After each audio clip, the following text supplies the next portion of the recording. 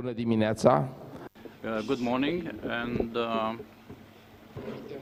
we promise next year we will put the first session at 9 o'clock because we all need some breakfast.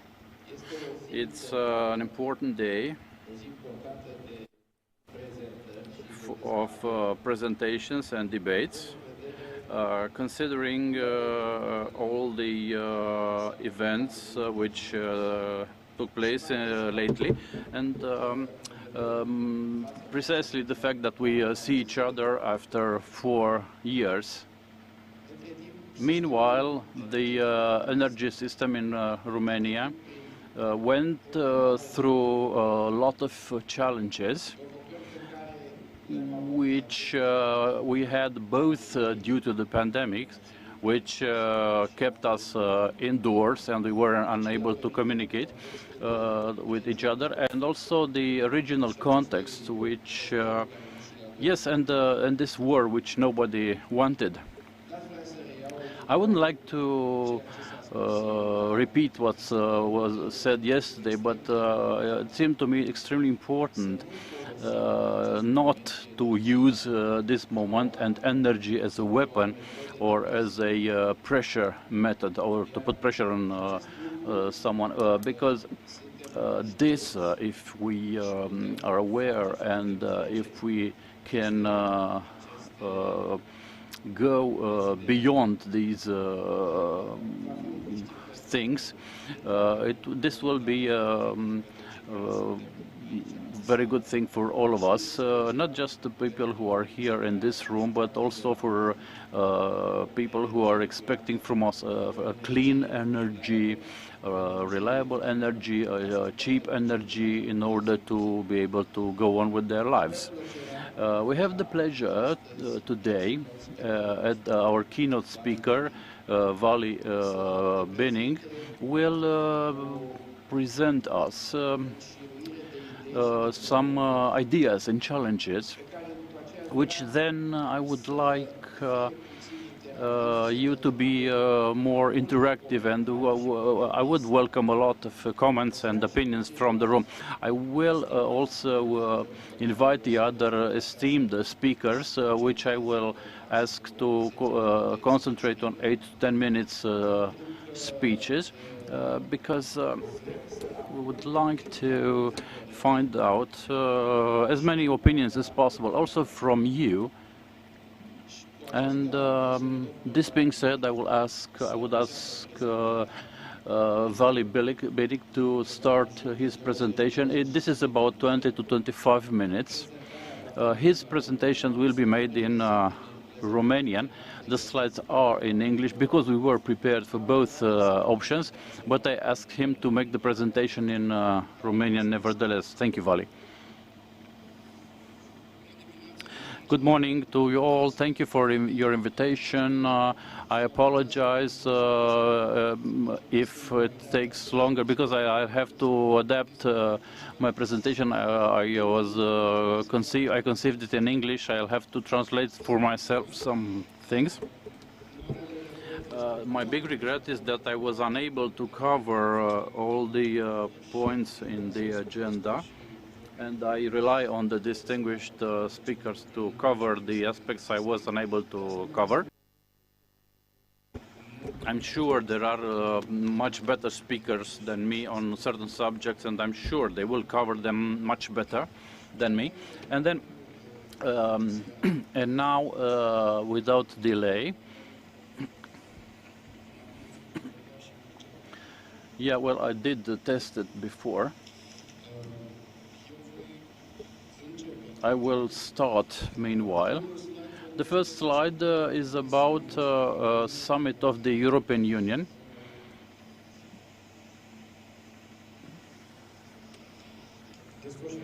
Which took place in Hampton Court in UK in 2005.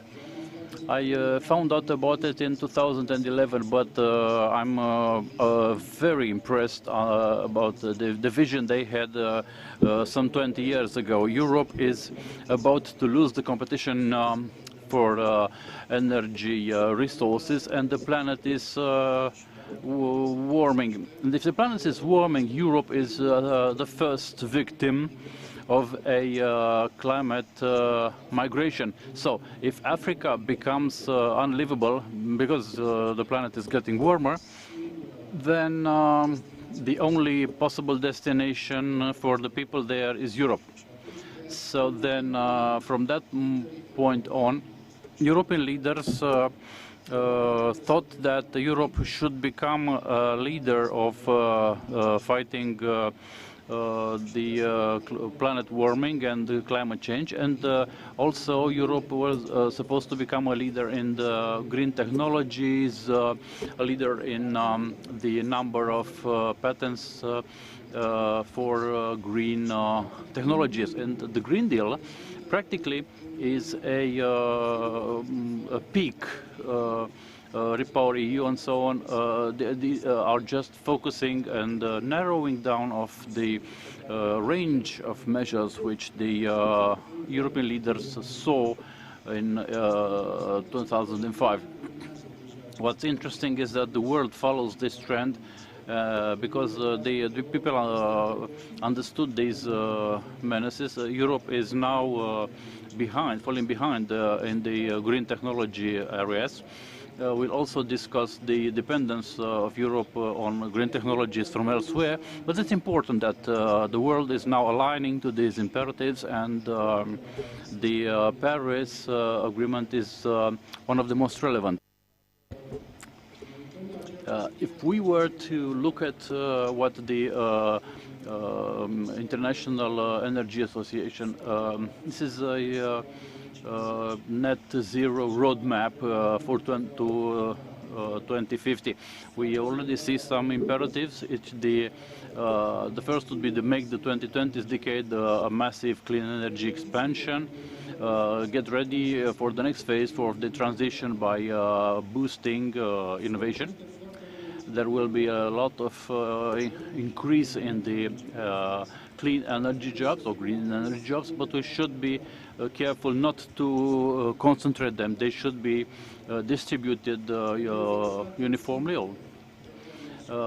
Some near-term milestones should be established in order to secure the reaching the targets. On long term, there should be a historic increase in the investments in the clean energies, and also international cooperation should be taken to new heights.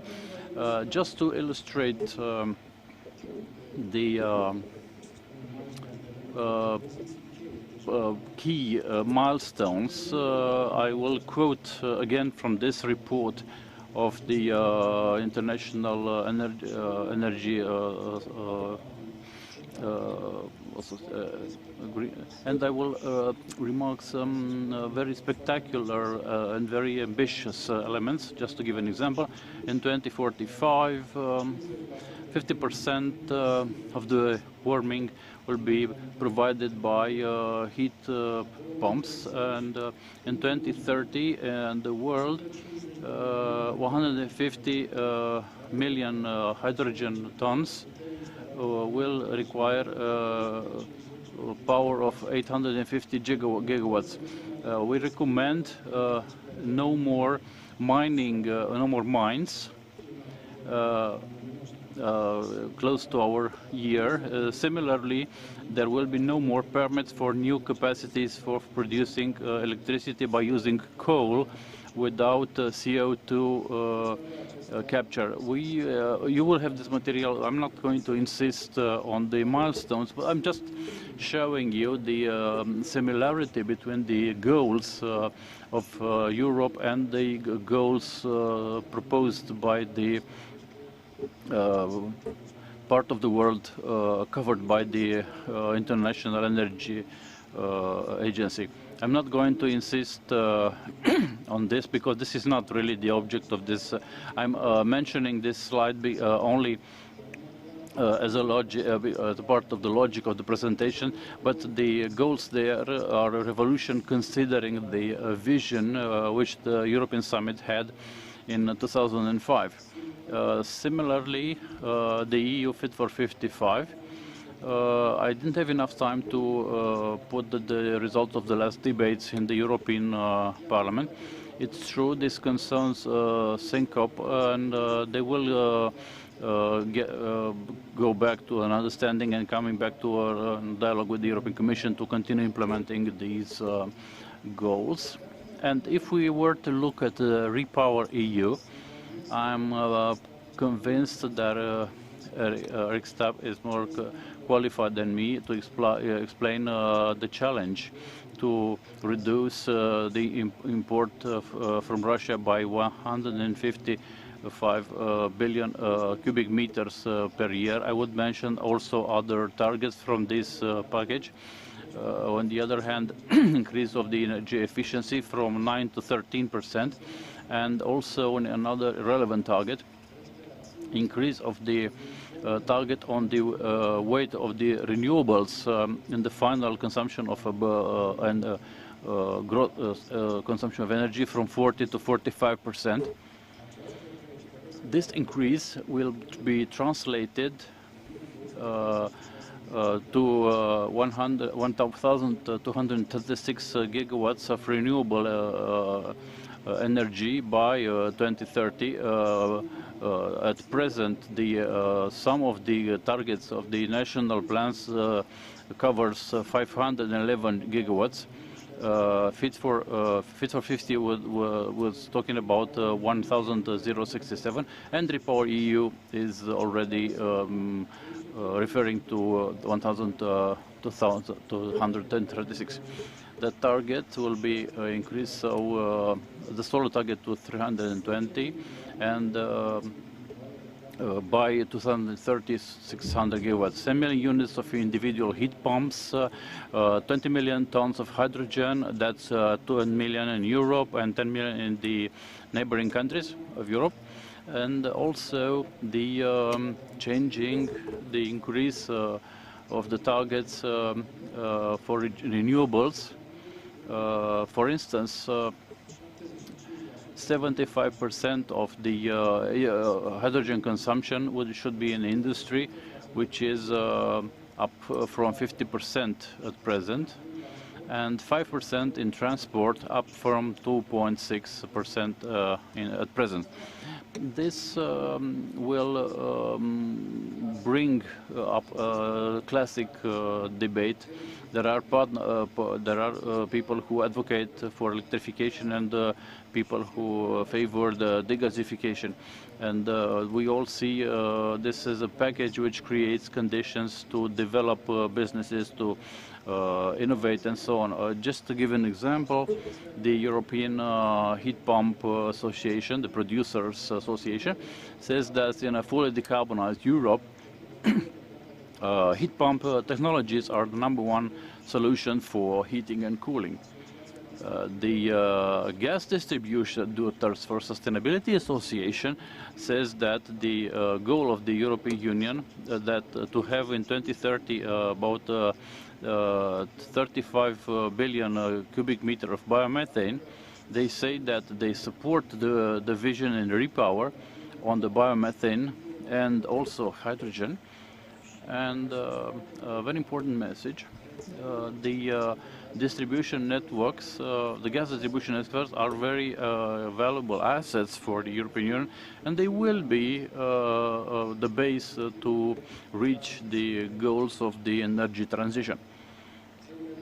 Euroelectric is still deliberating, and they still don't have an official position on Repower EU.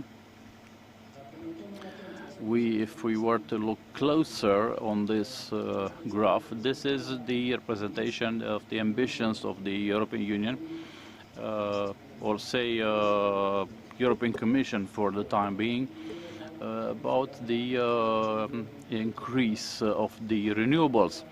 On the left, you can see the dynamics until 2020, and then the next two graphs show us the results for the European Union if we were to assemble the integrated energy and the national energy and climate change plans. And then we see the ambition, the targets of if we look at the sum of the national plan speaks about 657, then in FF55 is about 1999, and then REPowerEU 1102. But if we speak about green hydrogen, we should install production capacities, additional capacities for electrolyzers. So we are speaking about 80 gigawatts installed just for the electrolysis. Also considering that REPowerEU will bring about 100 gigawatts as an ambition, in addition to Fit for 55. If we continue and look at Romania, this is an attempt to extrapolate at present our plan, the national plan for energy and climate change. We speak about 0.6 gigawatts inaugurated each year on average. But if we were to include the ambitions for Fit for 55, we can speak about 1.2 gigawatts installed a year, and if we update it with the increased ambitions from REPowerEU, then Romania should install until 2030 about 1,200 megawatts in renewables, which that is if Romania were perfectly aligned to the European ambitions. However, the new resources and the new renewable production capacities will not be operational overnight, and we need to carefully look at any possible obstacles. First of all, we need that the technical connection permits might bring some delays, and we may speak of operational equipment in 2025 or 2026.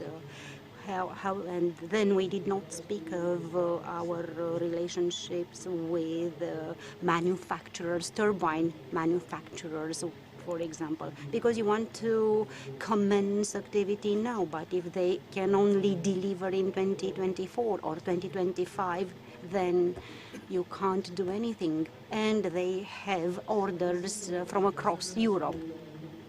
And we should not forget one thing.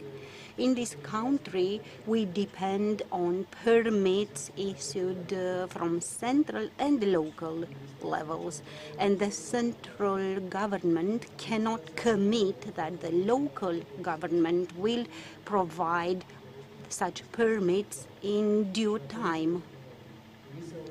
Then the European Commission proposed to set up so-called go-to zones where permits would be granted much faster.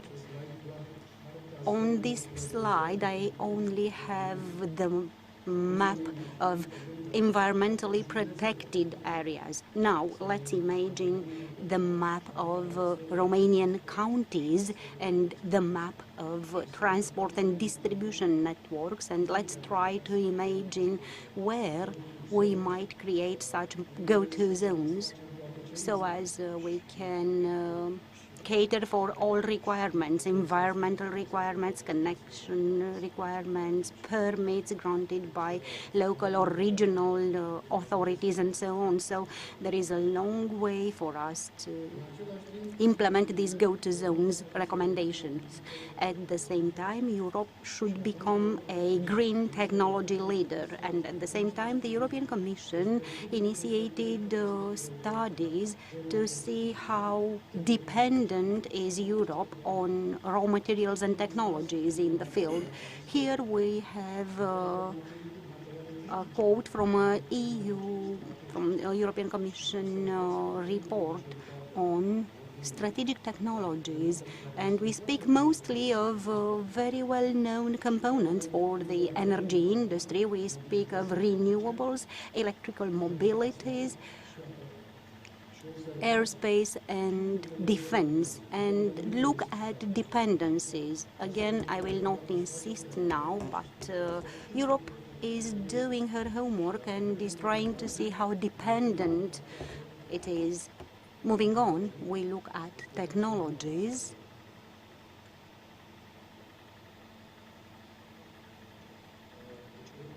So the next slide was about dependencies in the field of solar energy. This is a report by the European Commission on the supply chain in the field of photovoltaic industry. And please look here from the total gross added value. In the photovoltaic industry, 24% accounts for raw materials. In blue, we have the EU contribution, and 67% is the rest of the world. So this is the level of EU dependency on inputs and added value from across the world. And then, of course, Europe should raise some questions. Can I produce sufficient capacity? Can I produce sufficient photovoltaic panels, sufficient hydrogen technology components? And speaking of hydrogen, we have here a classification of hydrogen nuances. Green is zero emissions. Then we have the teal and the blue, dark blue, and we have hydrogen. In turquoise, we have hydrogen produced from natural gas using pyrolysis. We are talking about electricity, or in gray, electricity-based electrolyzer powered by electricity from fossil fuels. This graph introduces an estimate for different moments in the future evolution of the EU. For an example, just as an example, in 2024, we should have 16 gigawatts in renewables for green hydrogen that would produce 35 terawatts per hour, which would lead to 15 terawatts hour hydrogen, and it needs 6 megawatts installed in electrolyzers. For this, we need 15 billion euro investments. If we look at 2030, we need 80 gigawatts only in renewables for green hydrogen. That would produce 170 terawatts per hour, leading to 120 terawatts per hour in hydrogen, and need 40 gigawatts in electrolyzers. Investment, 225 billion euro. If we go to 2050, we get dizzy. We need 2.8 trillion euro to have the needed capacity in electrolyzers. And here we have a philosophical dispute. Once we were wondering, I have gas in point A and I need power in point B. What do I do? And the answer was carry gas from A to B and generate power in point B, because the losses in the gas networks are less than in the power network. Now I have the question, I have green power in point A and I need hydrogen in point B. Do I produce hydrogen in point A and carry it to point B? Or do I carry green electricity to point B and install an electrolyzer there at the risk of losing power along the way. And this is connected to the Europe energy strategy, saying that I will have 10 million ton produced in Europe, relatively constant, but I will need 10 million ton produced near Europe, mainly in Morocco, Algeria, Egypt, and at some point they were discussing the Ukraine as well. And starting there, I go to Europe. And then various experts said, okay, you install photovoltaics in Morocco because you have sun there, but what do you carry in Europe? Do you carry power and install cables, or do you carry hydrogen and then you need to install pipes? There are different debates. Currently, there is no agreement whether we should carry hydrogen to Europe or power to Europe and install the electrolyzer near the consumption point. However, we see what is going on in the Ukraine. Maybe Dobroja might become such an area where the renewable energy has the potential, we already know, and maybe that would be an area for massive investments. Liberty Galat needs hydrogen. So what if in the Danube Delta we would use hydrogen only for transport? Then we produce green energy in Dobroja. What do we carry towards Europe? Do we carry power or do we carry hydrogen? We should not forget that we are also thinking of carrying gas from Dobroja towards the rest of Europe. So we need to analyze to see whether it's worth it, and if yes, we need to see how, because we are talking about mixing gas with hydrogen, but we should not forget that the blending rate should be constant, should be unitary across Europe. It is not up to us to decide, but Europe will decide. And another aspect, it's a report drafted by the Energy Policy Group, and they said if Romania were to follow the EU commitments, that means that in Romania we should have an electrolysis capacity of 1,470 up to 2,350 megawatts. Additionally to what we have in the National Energy and Climate Change Plan, we need 3 up to 4.5 gigawatts installed only to produce green hydrogen, and we did not consider that so far. If we move on, we have a project in the National Recovery and Resilience Plan talking about hydrogen in Oltenia, in the region of Oltenia. And here we have other questions. So far, the solar capacity in Oltenia power plant should replace the power production there for the power needs across the country. So if we want hydrogen in Oltenia, who will produce this green hydrogen and with what installed capacity? Right now we are talking about 100 megawatts, but it's not very clear because from what I've been reading, we are talking about almost 1,900 network kilometers that should carry hydrogen to the area. And the question is 100 megawatts.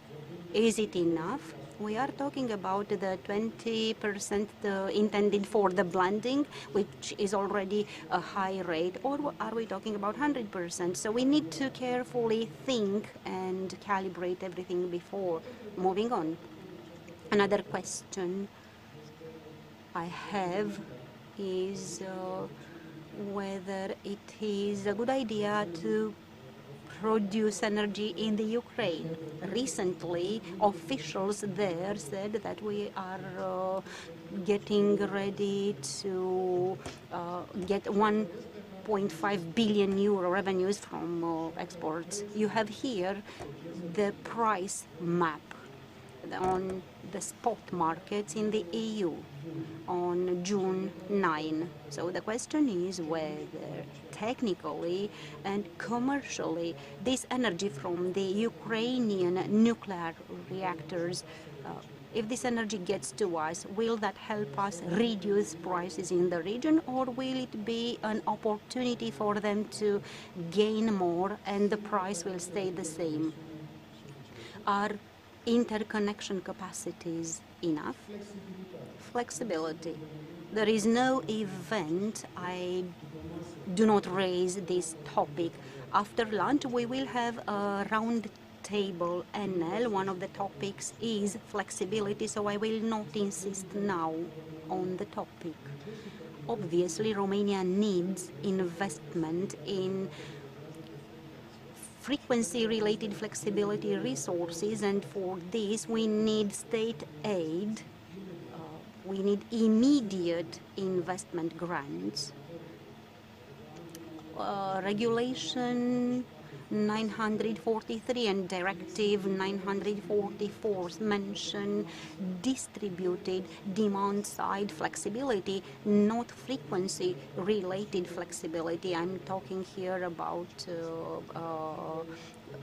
active power circulation and active distribution networks, and here we need to initiate a dialogue between ANRE and Transelectrica and distribution operators. First of all, we need to decide whether we actually need a market, because we are entitled to have smart connection agreements and not use market mechanisms. But this is a very hot debate right now, whether for congestion management, black start initiation, whether we need a market for this, and if we have a market, who will be operating. We have a communication on this. We will have another round table for this. I will not insist now. Another topic for debate now. Is Romania capable to host simultaneously two different nuclear technologies? The first technology was decided before 1979. We initiated it as a group in 1996, but it involved production, engineering, research, operation, maintenance, regulations, certifications, emergency response, decommissioning, public acceptance, and so on. So it's not that we install a nuclear plant and that's it. We need to prepare this chain. And if we look at the countries with two technologies simultaneously, we find USA, Russia, China. European countries have one nuclear technology. So if we go for the latter option, because we will still have the first for the next 30 or 40 years, Romania will need support to substantiate this second nuclear energy. A very hot topic in this period. Payments, compensations, and price caps. The inflation increase basically was covered by utility companies, and the financial sustainability of such companies has been strongly impacted with potential catastrophic consequences, domino effects. Such a crisis can be financed from three sources: the state budget, the bill payers' money, and the company money, the shareholders' money, may be supported by bank loans. We need a harmonized approach, and all the three sources should be tackled in a specific logic. I will just give you one example, because the state did not step in to cover the distributors' expenses in 2021 when they paid higher technological costs to the producers, and the money went to the state budget. So the tariff logic was disturbed, because they should have been paid with 2023 tariffs, but the regulator had to step in and start reimbursing the money in April 2022. So we need to balance this logic, and we need to know that eventually those who lose are the distributors and the suppliers. If we move on, everyone is wondering what will happen after April 2023. Officially, those in charge with economic macro stability say that the support will have to continue after 2023. Then the IMF stepped in and said, yes, but maybe you should prepare the consumers gradually so that they won't have a shock in 2023, because on the one hand it is clear that the companies, which we don't know whether the companies will be able to resist until then, and then you will need to increase gradually the price caps. Very importantly, the government is putting in place a voucher system, which means direct support granted to consumers without distorting the energy system, the energy market, with prices which are the object of artificial intervention.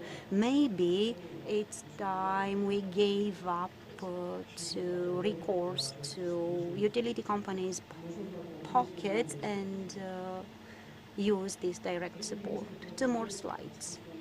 The Portuguese Prime Minister said that in Europe the greatest vulnerability is the energy sector. Romania is a particular country where electrification and gasification need to be very carefully balanced, because Romania still has a strong share of natural gas, and the investment money, which is not enough, should be carefully and wisely directed. And my last slide. During this period, we are looking at food security, competitiveness, and affordability. No, sorry, supply security. But we tend to forget the fundamental 3 Ds of energy transition. Decarbonation, okay, like it or not, because renewables are cheaper and so on. Okay, we do tackle it, although we would like to get back to coal. Digitalization is slightly disappearing from the agenda. It is intensive capex-wise, and in terms of customer experience, right now the price matters most, and less the quality of services provided to the customers. So we need to have European funds to cover this lack of concern for digitalization. And something very dear to me, decentralization. For a while I kept saying that Romania is Romania is doomed to decentralization, which is an opportunity and will happen as a consumer-driven demand. We see the number of prosumers double from one year to another. Due to constraints related to the installation of high capacities, we will go for low capacities. Through big companies think, if I'm spending money for development, I should implement a big project so that to get low costs eventually, but that takes time, and maybe I may be waiting for 5 more years with a project of 1 million megawatts. Isn't it better to implement 40 megawatts projects and then get connected to the distribution network? So we have an approach bottom up, photovoltaic panels. Customers start choosing their own energy solutions, sometimes behind the meter. And on the other hand, large producers may need to give up centralized solution due to massive connection problems, and like it or not, decentralization will happen. I remind you the recent Greenpeace report saying that you have 1 million square meters of roofs on administrative buildings, and also environmental administration funds. I do have 2 more slides. I hope I gave you some food for thought. I apologize if I took extra time. Thank you. Mulțumim mult. Thank you, Vali. Extremely interesting. I think each slide you put there can be the theme for a specific debate. I think this is the purpose for people in the room to say their own comments and about the presentations you have made. Now I'd like to ask Mr. State Secretary Niculescu to say a few words, and then whatever you wanted, here or there. I think it's better like this. If we decide to speak, all of us here from our places, now I think I'll do it. Hello everybody. I remember the first time I participated to this event in 2012. I was in the room, I think it was in Neptune, and I was listening to opinions at the time. Today I have the honor to represent the Ministry of Energy as a speaker at this event.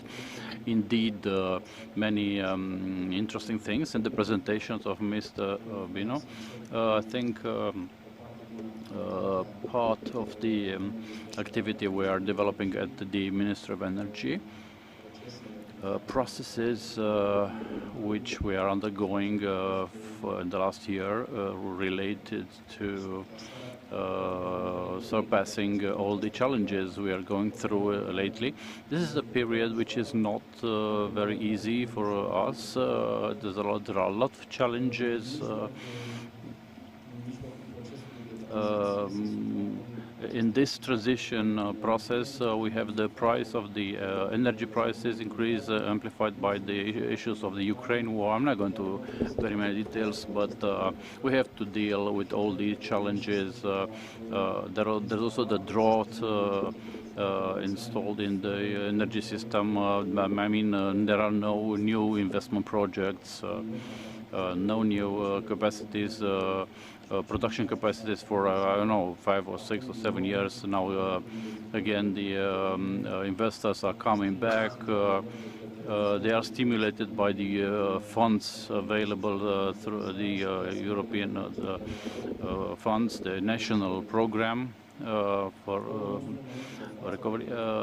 Our role at present, because I also saw the presentations yesterday of the companies, is our role is to provide for some balance in this situation, and let's not forget that in the center of the national energy system are the consumers, which at this time need energy at a price as correct as possible, both for the economic consumers or the households.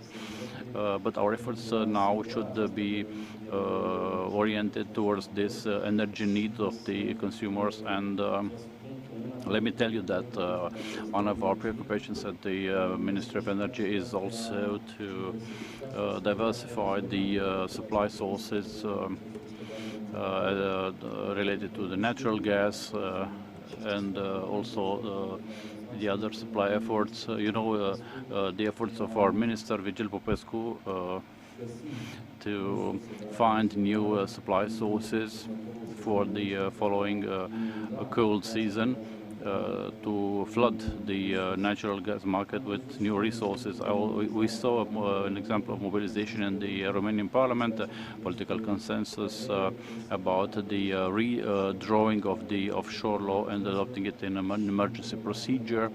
In a few days, we'll have the first natural gas extracted by the American company Black Sea Oil and Gas, which hopefully will reduce the dependence on the Russian gas. I wish to have very many themes for debate together, but today I'm expecting an interactive session with our colleagues from the panel, and also if there are any questions from the room, I will gladly answer them. Thank you very much. We also would like to thank you, and I'm certain questions will come in the second part of the day. I would like to ask Senator Anca Dragut, to whom I'm now thanking for her participation, and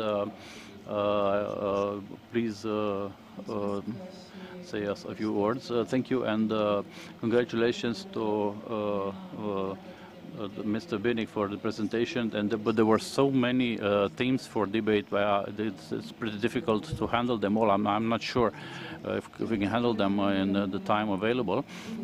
Anyway, first I'd like to mention the aspects related to financing in the area. Yes, we have serious issues, and here we should use state aid in an intelligent manner, as it's been already told. We are very much behind in flexibilization. Speaking about the possibilities, we were talking to the European Development Bank for some years. We should also think about the financing from the National Recovery Plan, the Modernization Fund. It's beneficial to look at the non-reimbursable funds, especially to lower the pressure on costs, which comes together with the transition to new technologies, which are pretty expensive, but however they will cover on the long term logic and the continuity of the system. So these themes related to financing, I think they should be more discussed also with the business environment. I'm glad to have here representatives of the operators, because this continuous dialogue between the authorities and the business environment, authorities meaning local authorities and the central authorities as well, the parliament, government. But it's also very important to see what the operators can do, or the business environment, what the resources they can make available for this project. I don't mean only financial, but also human resources. We all know that there are challenges if we speak of the labor market. And the last comment from the presentation of Vali Bining. You know the story about the authorizations. Yesterday I was talking about the long period necessary to obtain authorizations, and the shortening of this period would be very favorable, would give a favorable impulse to the projects. I think we should start from here with the task force, which could analyze the situation. There are very many involved institutions, so a task force which could analyze every piece of this long authorization process between the various institutions, and maybe you should halve the duration. We are just turning around and we don't know how to tackle the matter. In the end, I would like to mention the Repower EU measure, which should have come with more money, indeed. About the solar panels on the roofs of the administration buildings. Let's start with the Parliament building. because there that would be an example to follow for all the administrations, and that they do need some efficiency in the energy. Thank you very much. Indeed, there are a lot of important challenges, especially due to the financing possibilities, but also what Vali mentioned and his mentions about the supply with technologies. It's also very important. I think today Europe is blocked for about 4 to 5 years in producing wind turbines, because if you order some wind turbines today, it will be delivered somewhere after 3 to 3.5 years, and at 40% higher price than last year. And this very soon there will be the issue of the elements which are not made, or raw materials which are not to be obtained in Europe. So at present, I think I totally agree that we need a task force to obtain the approvals, the official approvals, because there is so much to talk about this matter. I think the perspective for the Romanian energy system to be able to get these gigawatts, because we're not ready yet, and the question is, does the state participate? Does the state have a vision about it? Do the distribution companies have, or are they ready to get involved? Because if we keep letting these costs on the shoulders of the investors, we'll see that we won't be able to reach those targets or goals. I think the big, I'm really scared to think about the important targets. I mean, we have an issue with the smaller ones, not to mention the big ones.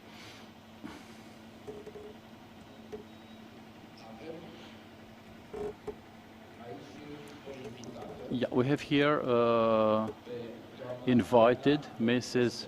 Jana Kostova, who is the founder and president of the European Center for Energy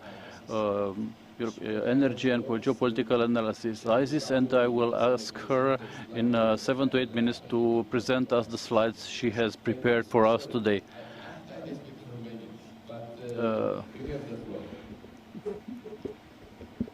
Hi, can you? Thank you very much for this invitation. It's such a pleasure to be here. We got a very warm welcome, so thank you to the World Energy Council and the Romanian National Committee for this very timely discussion, which is positioned very much within a very wide area of deliberations on the gruesome conflict and its particularly stark energy and climate dimensions. And I think what is very timely and pertinent about this discussion here today is that it tackles a very particular issue related to the Southeast European region, because like the impact of the conflict here would be much more stark than in the rest of Europe. And somehow in Paris-based or Brussels-based bubbles, we tend to ignore these impacts. And I thank you for organizing this conference and tackling this particular issue. So I will explore the broader context, being conscious that my co-panelists are much more informed and better informed than me about the Romanian energy market dynamics, but also about the region. So the conflict will spell a new era for energy security in Southeast Europe, with implications on energy markets, gas utilization, critical infrastructure, nuclear, and reconciling the energy, climate, and equity priorities. But also thinking on how the rebuilding of Ukraine can be used to leapfrog it to a clean energy system and position the country as a clean energy giant, as we managed to see in the presentation of Mr. Binic at the beginning, which was very comprehensive and put a very good context to our discussion today. The conflict in Ukraine conspicuously exposed the naivety of notions we previously harbored on the resilience of our energy systems to supply shocks. It also illustrated that the mantra of energy security that has constituted the nucleus of EU energy policy dynamics for the past few decades, and especially since the 2015 Energy Union, has hardly materialized. Deficiencies on the equity dimension were also uncovered by the conflict, with energy poverty rampant and intensifying across the continent, particularly stark in our part of the world, and member states enacting a cacophony of measures to shield the already fragilized consumer. And going forward, the trajectory of the energy transition is critical. We heard a very good summary of the Repower EU map. And despite the very big ambition in terms of new renewable energy capacity, energy efficiency measures, and amplified targets, the Repower is missing one fundamental element, and this is who is going to pay for that. Currently, within the package, the provisions are for use of existing funding for all of these new measures, which is going to have a very important impact on economies in the Southeast Europe. So this is something that we need to discuss. The proposed release of allowances from the Market Stability Reserve is a very serious and risky strategy that could undermine trust in the system, dampen carbon prices, and slow the investment into low-carbon assets. What can be done, and what I argue for, is a new round of international debt financing to open new stream of funding, preferably via grant facilities. And I think a coalition of member states from the region can initiate discussions on this at European level and ask also for a bigger share of the pot, given the escalating energy crisis in this poorer part of Europe.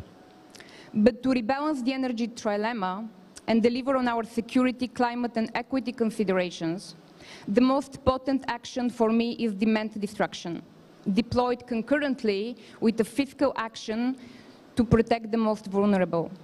This is critical and would require a ramped-up, coordinated effort across the region, with campaigns, facilitation, and engagement by citizens, something that is starkly deficient today within the region. Infrastructure is also critical. The signaling of financing round of up to 10 billion for missing gas links and 2 billion for oil infrastructure within the Repower EU package is a positive signal. We already see some of the projects of common European interest being started. But again, a regional cooperation on demand for new and better integration of the region is important and can only be achieved by coordinated effort at regional level through the ministries in the different member states. The agreement on the 85% gas storage by 1st of November is very important. Some new gas storage capacities will be opened. In Bulgaria, they're extending the existing gas storage. And again, regional cooperation within Southeast Europe is important on this dimension, because in the future, gas storage would become even more important than it is today in the context of what's happening, and in the context that gas would continue to be a resource that we need in our system, despite of the reduction of the Russian sources that we aspire to achieve. But we also need policy to incentivize innovation in the emerging technologies central for achieving net zero: hydrogen and carbon capture and storage, as well as long-duration battery storage. And the big challenge here will be supply chains. Costs for solar and wind turbine components, as well as components for distribution and transmission systems, are already experiencing inflation. And demand is only going to intensify. There is also going to be a massive scramble to access the metals to build out electrification, from steel, key-based metals, including copper, aluminium, nickel, and battery raw materials. And the presentation by Mr. Binik was very clear how stark this access to the critical raw materials would be as we progress with the net zero transformation. So the global situation and supply chains need to be carefully evaluated. And we need to heighten diplomatic efforts on this vector. Here again, despite the collective procurement of gas, for example, that was agreed, individual member states, Italy, the Czech Republic, Germany, France, amongst others, are already touring Algeria, Egypt, Qatar, Angola even, to secure bilateral deliveries which might compromise the Central and Eastern Europe's access to the collective pool, if even. Again, something to be discussed at high level. The EU should also start thinking about next steps to Ukraine. Southeast Europe is important to initiate these discussions. And ensuring the energy security of Ukraine amidst humanitarian and state reconstruction efforts once this is feasible. Adding additional element also to our own energy trilemma rebalancing efforts. So it would be a very important balancing and diplomatic effort going forward. The same is valid for Moldova, where it can be upon us in Central and Eastern Europe to ensure and facilitate a robust electricity grid with reliable long-term supply. There are some voices emerging in Brussels. Last week I was at a conference where people discuss now a new way of extending the Union through a green enlargement strategy, meaning that you just accept countries in the neighborhood to your European Green Deal a key rather than give them full-pledged membership. And apparently Moldova is interested in this strategy, but again, something that the region is critical to bring forward in terms of the discussions how this can be done. So just a few concrete pointers that strike me as important for the region and for Romania as well, going forward. Amongst them, it's an urgent assessment of the grid stability under increased intermittency for energy generation, but also issues related to smart energy system deployment with advanced solutions for demand control, as well as energy use optimization, efficiency improvements, enhanced flexibility, and storage capacity. Assessing the adequacy of infrastructure for the interconnectedness of regional markets to enable flow of energy regionally and with the rest of Europe is critical. And this can be done through a coordinated pool of projects. Regional cooperation might also be virtuous for the design and coordination of the evolving national energy and climate plans and the recovery and resilience plans, also in terms of demanding more money from the common pool. We speak plenty about blockchain and its impacts on energy systems, but I'm not aware of specific case studies for the utilization of the technology in Central and Eastern Europe energy systems. So more academic and corporate research might be necessary on the digitalization trend of our regional energy transition, also for transmission and distribution assets. The same is valid for hydrogen, a buzzword indeed in the West, yet not so much in Central and Eastern Europe. Yet a huge potential, especially if rebuilding of Ukraine, for example, is also used to transform the country in a clean energy giant with advanced hydrogen markets. And I was very interested to hear Mr. Binek's description of the hydrogen potential in Romania and the Dobruja region. This is something that is extremely interesting and important. In terms of resources, there are deposits for hydrocarbons and potential for offshore wind that Romania starts to develop, and this is a great signal. Here, probably accelerated permitting and facilitated access to novel exploration technologies is vital. Deposits of critical minerals can also be sought in the region. Cooperation around the Black Sea for its energy potential, either hydrocarbon or renewable, is absolutely vital. Black Sea security, in the context of Russia's potential increasing remit within this area, would also require reinforced cooperation at regional level to counter the, as some call it, the new strategic reality in the region. The region can also vie for a role in the battery supply chains that Europe aspires to develop, something that is not considered currently. Last but not least, nuclear is having some type of a very small renaissance in the West, particularly in France. So it should not be a resource we ban to oblivion. Modular nuclear reactors can be an option for Romania and Bulgaria. And it was interesting to hear the presentation of Mr. Binek on this particular subject. And lastly, engagement of the consumer can also be optimized in the region. We are proposing the formation of energy communities, for example, as we have in Germany and Belgium, or facilitating the access to smart home software. The slow pockets of distributed renewable energy assets that are bound to develop need to be foresighted and assessed in terms of consumerism and its impacts on central system stability. Energy poverty is a key issue here and can be linked to these efforts with targeted schemes. There is a lot of talk in the current context about EU solidarity, but it has to start with the regional solidarity clusters.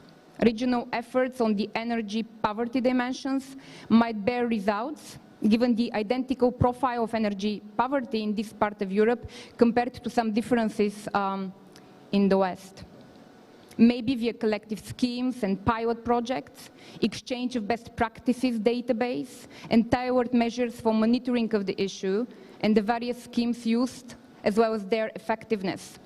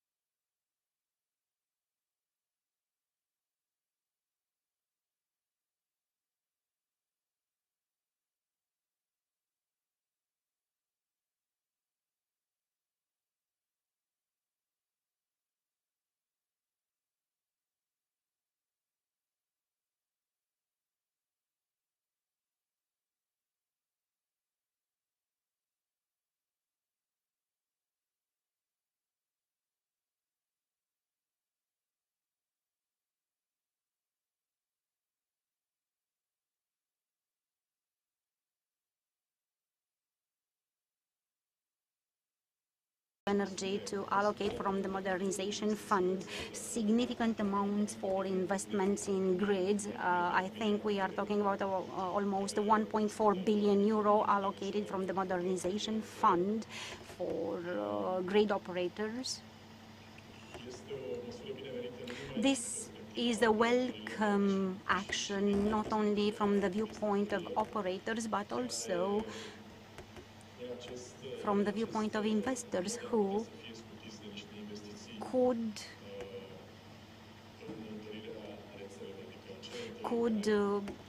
have a facility and not have to invest in networks because such investments could be financed from such other sources. And what I can say is that more and more investors or potential investors are telling me that they are very good at attracting funding. They do not need grants right now, or not all of them. They need grids that enable them to build new production capacities. Of course, the grants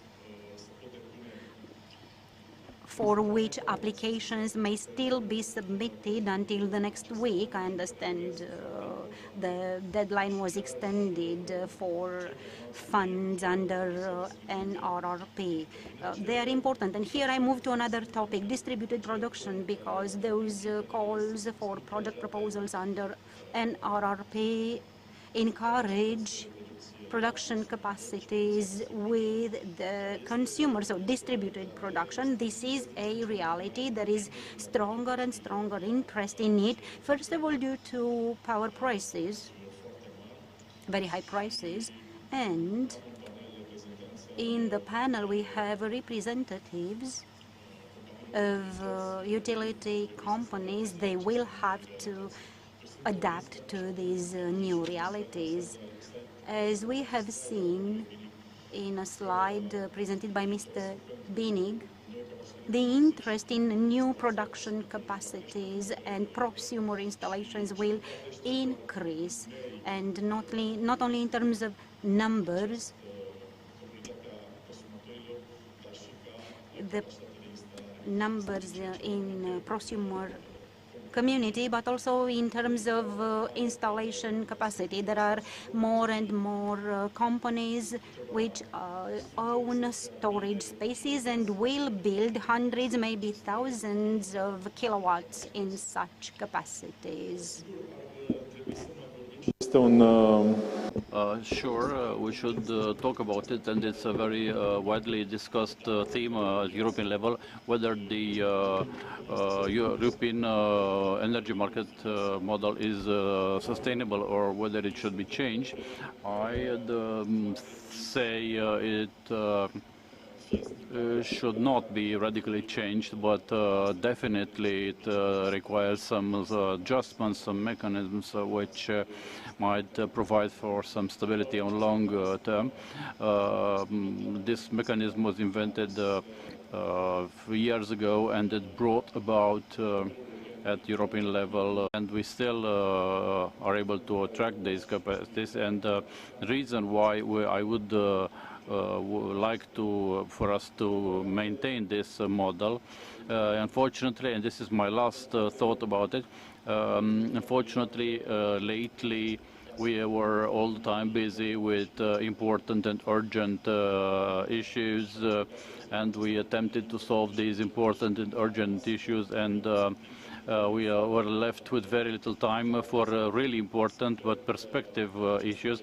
I hope in this, at present, there are no problems at the level of consumers, at least until the 1st of April.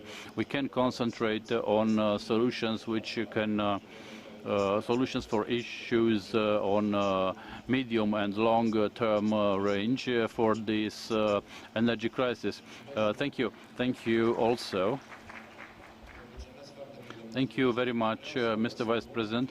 I'd like to say that from a perspective of investors, and especially people from the renewables area, the ANRE showed a lot of flexibility lately, and I would like to thank you for this. I would like also to thank you for bringing up to date some regulations which were already becoming old comparing to the market situation. And of course, together with colleagues from the ministry, this infusion of capital in the networks is absolutely, or proved absolutely necessary, regardless whether you speak about Transelectrica or NL and NG. I think we should be supported to get these new capacities in the system. Without this support, it will be extremely difficult. Now, pour la Bombouche, my friend Eric Stab will get the floor, and then Mr. Dan. Good morning, ladies and gentlemen. I'm very happy to be here for this very interesting panel. But if you allow us, I would like to continue in English. It's much easier for me, and I would like to be very precise in what I'm going to say. 4 topics I would like to dive a little bit into. One is security of supply. The second one is the energy price crisis we're currently facing. The third one is the energy transition. And last but not least, people and resources. If we start with security of supply, I mean, a question obviously that is being asked all the time in the very difficult context that we're facing is, will there be enough gas for this winter and for the winters to come? I think we have a relatively lucky situation over here in Romania, which is the fact that we are nearly self-sufficient thanks to our national production. And this is obviously good news. We should also get some further good news with the start of the production in the Black Sea, of Black Sea oil and gas. First gas is scheduled this month, and the volumes will undoubtedly help us to meet peak demand, especially in a case in which Russian gas should not be available for Romania and for the rest of Europe, or at least if lower volumes will be available. The other potential good news that we might see is the fact that there is a good progress being done on the interconnection between Greece and Bulgaria, between Komotini and Stara Zagora, which should allow also Romania, but also all the other markets in the region, to source liquefied natural gas from Greece, from the LNG terminals in Greece. So this should also, say, go into the right direction. This being said, that doesn't mean that we can feel fully safe. One aspect that we have to keep addressing is gas storage. As you know, it plays a very significant role during the winter when we have peak demand. And if I look at the latest statistics of gas in store at the moment, the ones of last Friday, at European level, the storages are 51% full. In Romania, they are 36% full, i.e. we are 15 points below the European average. I'm not saying this cannot be caught up, but it still means that we have to accelerate if we want to really fill up the storages until the winter season. And for that, we need to ensure that there's availability of gas. Related to security of supply, I think we also need to understand how big the task is. If we look at the volumes of Russian gas that were supplied to the European Union last year, we speak about 155 billion cubic meters. This is, of course, very significant. To put things in perspective, the annual consumption of Romania was somewhere around 11 billion cubic meters. So we're basically speaking potentially about replacing 14 times the annual consumption of Romania. It's not something easy to do, and I think this is why we have to start now. Yes, there are solutions such as sourcing more liquefied natural gas, finding gas from other sources as well, but this is not something that can happen overnight. And if, as the European Union is trying to do, we will try to replace Russian gas by 2027, we really have to take decisions now or in the coming weeks. So that much on security of supply. The one thing which we should not forget, however, also from a Romanian perspective is, should there be any interruptions in supply of Russian gas going forward, even though we might not have a big volume issue in Romania, we will be facing the same price impacts as each and every other market in Europe, because we're speaking about European prices, and if other countries suffer more as a result, and if prices, wholesale prices increase, this will of course also affect Romania. That much about security of supply. Let's say a few words about the energy price crisis that we're facing, which is undoubtedly a big issue. And we actually do have a triple affordability problem. Affordability, of course, for consumers, because the level of wholesale energy prices that we're talking about is simply unsustainable. So there is obviously an issue there. The second affordability problem we're having is for state budgets. Because of course, if states, and it is understandable, try to protect a significant share of their consumers through various mechanisms, it has a cost. And this cost can become higher and higher. The third affordability problem that we're having is related to the energy companies. Because, believe me or not, it is much easier for an energy company to sell energy when prices on the wholesale market go down. It is extremely complicated to sell energy to consumers when prices on the wholesale market go up.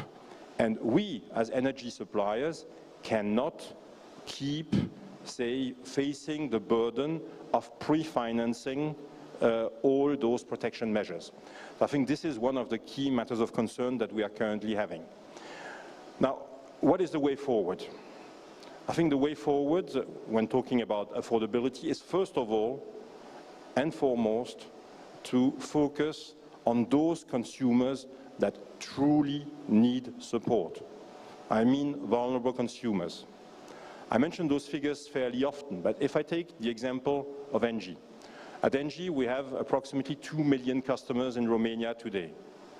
Out of those 2 million customers, there are 40,000 that are considered vulnerable according to Romanian legislation.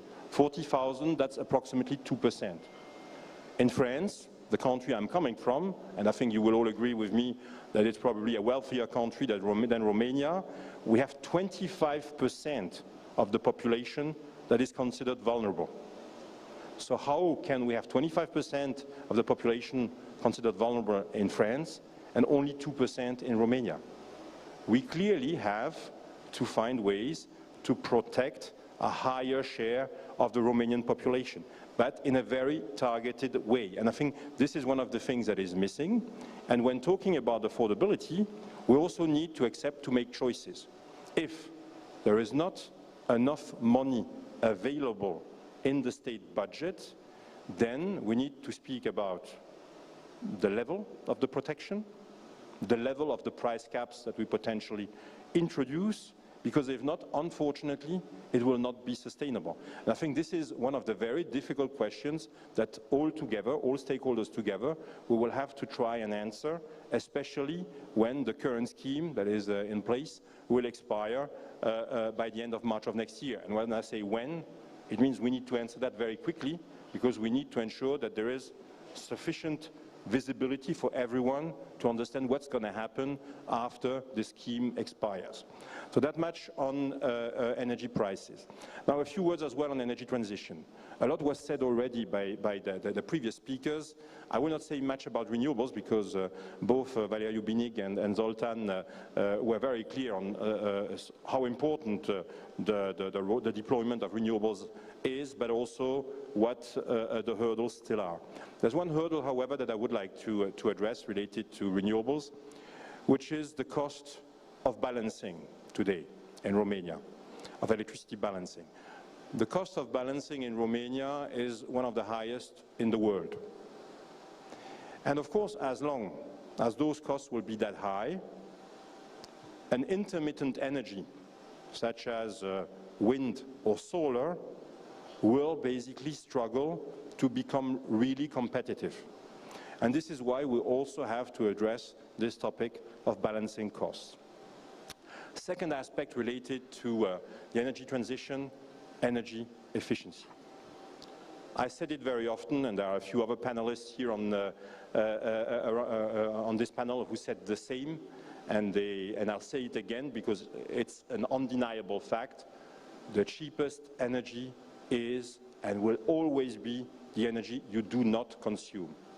And I know it's a difficult topic here. I know it's sensitive. Last time I spoke about it, some people on social media were threatening to throw me into the Danube and send me back home. But whether we like it or not, and this is what is currently being discussed in each and every European country in the crisis we're facing. Prices have skyrocketed. There are issues around security of supply. One of the answers to that is security of supply. How can we be more concrete? Let's talk about gas for a second. Today, at least half of the Romanian consumers who have a boiler at home to produce heat have an old boiler. If those consumers would move to a condensation boiler, they would automatically reduce their consumption by 15 to 20%. 15 to 20% more money in the pocket is, I think, a must. The same is true for simple behaviors we can all adopt, related, for instance, to switching off the lights when you leave a room, related to, well, the temperature you have at home. Again, 2 degrees of temperature decrease. And all studies show that, in average, the comfort temperature in Romania is 2 degrees higher than the European average. Decreasing by those 2 degrees during the winter is, again, a saving of 15%. Should we try to capture those 15%? I believe we should. So that much around energy efficiency. A few words as well on what Valeriu was saying earlier on around electrification and gasification. And I found the slide you were projecting very interesting, Valeriu, showing electrification versus gasification. From our point of view, the answer is not in the antagonization of both approaches. The answer is increasing electrification and sustainable gasification. And the emphasis is on sustainable. What does sustainable actually mean when you talk about gas? There was a lot of talks around hydrogen. Of course, we have to develop green hydrogen. It's not easy, it's going to take time, because you also have, of course, to produce the green electricity first that will be used for the electrolysis to produce green hydrogen, so it will take time. Hydrogen will most probably also be mostly used for 2 types of uses.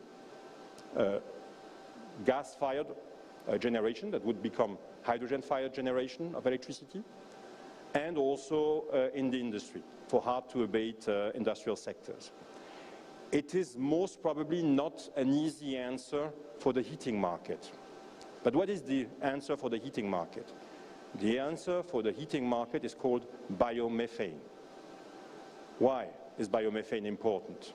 And we were all glad to see in the gas sector that the REPowerEU package did come up with a target of 35 billion cubic meters of biomethane to be produced in Europe by 2030. It is an answer because it's already available. If there is a will, there is a way to develop biomethane now, and it's already happening in a number of countries. Where does it come from? It comes from organic waste from agriculture. And here again, in Romania, we are an agriculture country. We have farmers who are all looking for new solutions, new revenues. Biomethane is a source of new revenues for farmers to actually give a value to something that does not have a value yet, which is organic waste. The other source is organic waste from the cities. What are we doing today with our organic waste? It ends up in landfills, mostly. which is not a sustainable way at all to take care of your organic waste. Biomethane, once again, is an answer as well to this waste problem that a country such as Romania has.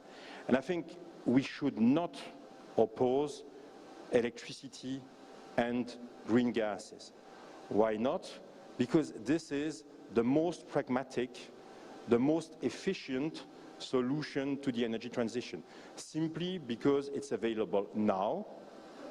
It is a way to basically use in an effective way all the infrastructure we're having. It's also very useful for customers, because if you inject biomethane in networks, you don't have to change your home appliances. You can use the same boiler. You can use the same gaziniera as the one that you're using today. So that much on energy transition. The other topic I would like to address shortly as well is people. Why? First, because we're a people's business, and second, because what we're talking about here is unachievable without the right people and the right number of people as well. Currently, we are all facing issues related to the shortage of skilled labor force. It is difficult to find a good electrician.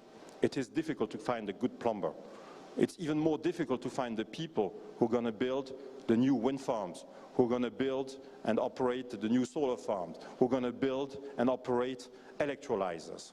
And I think it is very important that all of us together, the companies, of course, the operators, but also the authorities, also the academic world, work hand in hand to train and educate the people we need. It has a cost, of course. It will not be cheap, but if we don't address this issue, unfortunately, we will fail. And we all have a role to play in that respect. We here on this panel, you in the audience, the people who are watching us, and also all the other people who are not watching us today. We have a role to play in making this energy transition happen. And none of us is too small, if I may express myself in such a way, to play a role in this transition. And to close, I would like to remind you of the words of the Dalai Lama, who said, if you think you are too small to change anything, try to sleep with a mosquito, and you will see who of the two will prevent the other from sleeping. So let's try to be all mosquitoes going into the same directions. It would be better. I do not wish you to have too many mosquitoes in your room tonight. Thanks God I didn't have any last night either. But I think this is what we have to try and do. Work hand in hand to make this happen. Thank you very much. Thank you very much, Eric. Very, very interesting. I cannot repeat some principle what you said, but excellent. Thank you very much once again. And now, let me introduce to you Mr. Raphael Volker. It's the General Manager from E.ON. Please, Mr. Volker. Yeah, thank you. So first to explain my name, Volker is my family name. Volker is my first name and Raphael is my family name. So just I tried to clarify it for once, but it's, no problem. But I have to give you. This is the tradition. If I change something in the exactly, Raphael is so similar to Raphael, so in all Latin-speaking countries it happens. Okay, but let's go to energy back. I do not want to continue complaints because unfortunately there are many things we can complain on, but I think we have also to focus, are there any solutions to the problems we have? And I'm convinced, yes, there are. And we should not only focus on energy strategies for 2030, 2040, 2050. We also have to find solutions today for the situations that we have today. And the situation today is there is scarcity of energy. And one of the answers, I just heard it also in the discussion today for the first time right now, really as a topic, is avoiding wasting energy. And yes, the heating gas boilers, there are many gas boilers which are very old and non-efficient. And they can be easily replaced by something far more efficient. You have the same comfort by wasting less energy. And I think also in Romania still it is an ill man in the energy industry is the termoficare, the central heating. If I look on the efficiency of many of those installations, it can be easily done in short time, in a few months or 2 or 3 years, and the money is there because there's billions of euro are waiting to enter into Romania to be built into decent energy projects. And there you can really save a lot of gas consumption. And then Romania will have enough gas, not only at the end of the decade, but in 2 years' time, for covering the whole demand completely. So here are the answers. Energy efficiency is a real part of the answers, and I'm completely missing it in the political debate so far. Where is the action plan for Romania to waste less energy? Also heating pumps, for instance. In all countries where E.ON is active, people are buying heating pumps like hell, but not in Romania. Why? Because energy still is subsidized very generously. The energy price for customers, the debate is big, but the energy price for customers is going to be higher and higher in all other countries than in Romania, and all other countries prepare by trying to waste less energy and to install heating pumps. But Romanian customers do not yet feel the need or do not have the support to do it, but it would be an answer also to the problem. Also, we have to make sure that the market rules are fair again. We have seen in the past winter many energy companies just abandoning their customers. They were speculating, they were just selling on short-term energy, and as long as the prices went down, it went well. They went to customers, said, I have cheap energy for you. Okay, that's fine. But as soon as the energy prices, maybe the word is impostor, I don't know, but or speculative companies just abandoned their customers. They disappeared. And I do not want to see such a situation again. I think this is a task also to make sure that energy suppliers are serious. We are serious. We want to be here for a longer period and not to disappear suddenly. And we want to win in competition. We want to convince our customers by making a good job, not by speculating.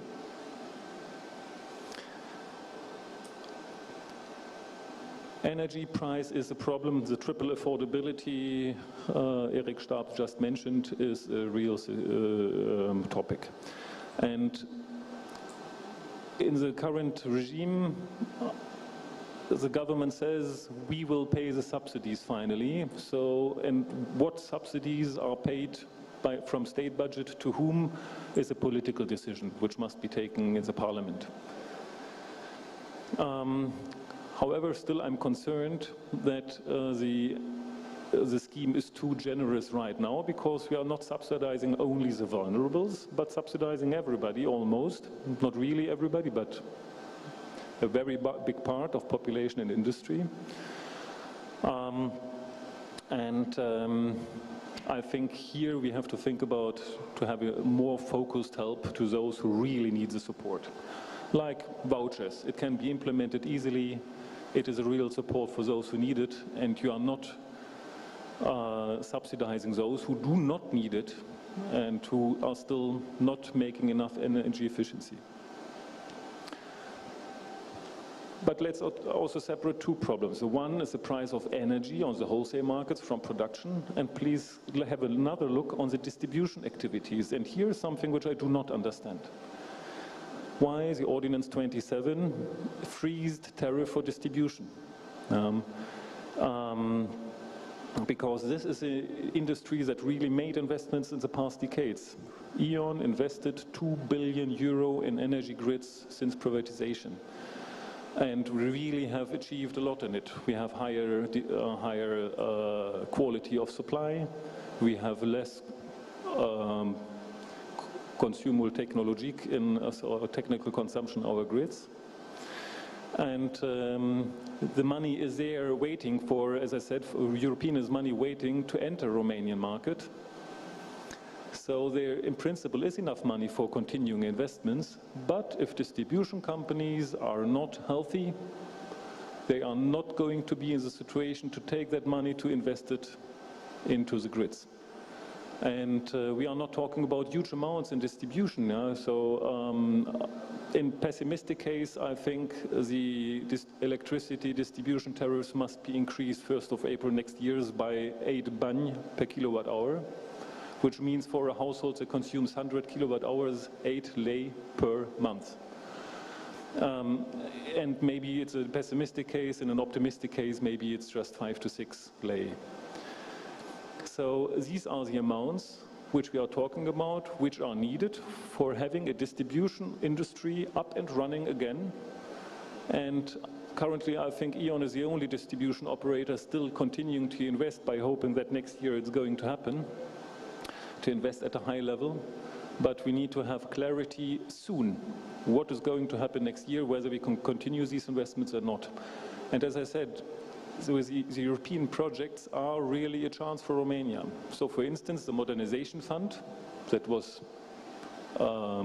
mentioned yesterday is giving up to 80% of the volumes as a co-financing. But if no one can finance the 20%, then the 80% are not going to come.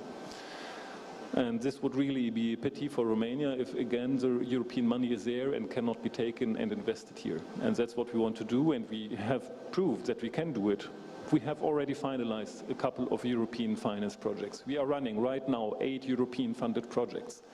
We are applying together with Transelectrica for Carmen, which is a huge investment project. And we are very advanced in this project, so I think this really can work. And modernization fund is going to come.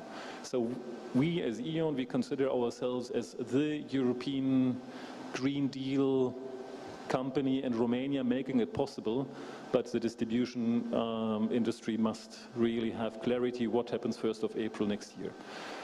And as this was mentioned by Eric Stab as well, also all customers need to have clarity what happens after 1st of April.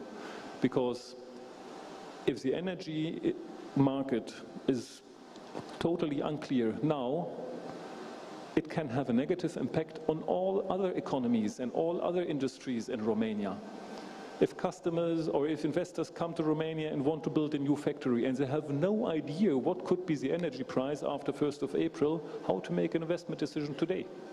So therefore, I think in this summer we have to find clarity on both distribution and on the future of the energy prices.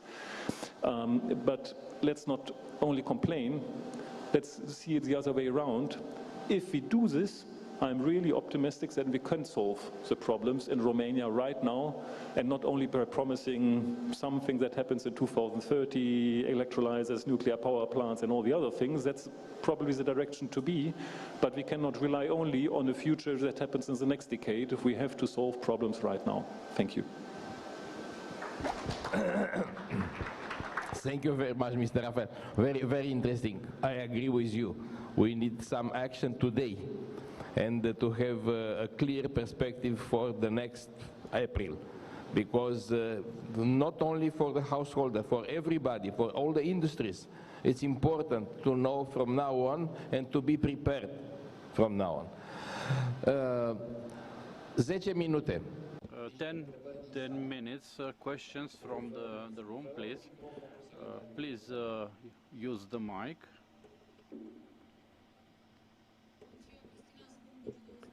Hello, Christina Spun, DG24. I have a question for Mr. State Secretary, because you had 3 of your suppliers who tell you information campaigns, awareness campaigns are needed for the reduction of consumption and energy efficiency, also information campaign for the population. We know that other states did launch such campaigns. Germany is the most recent example which comes to mind.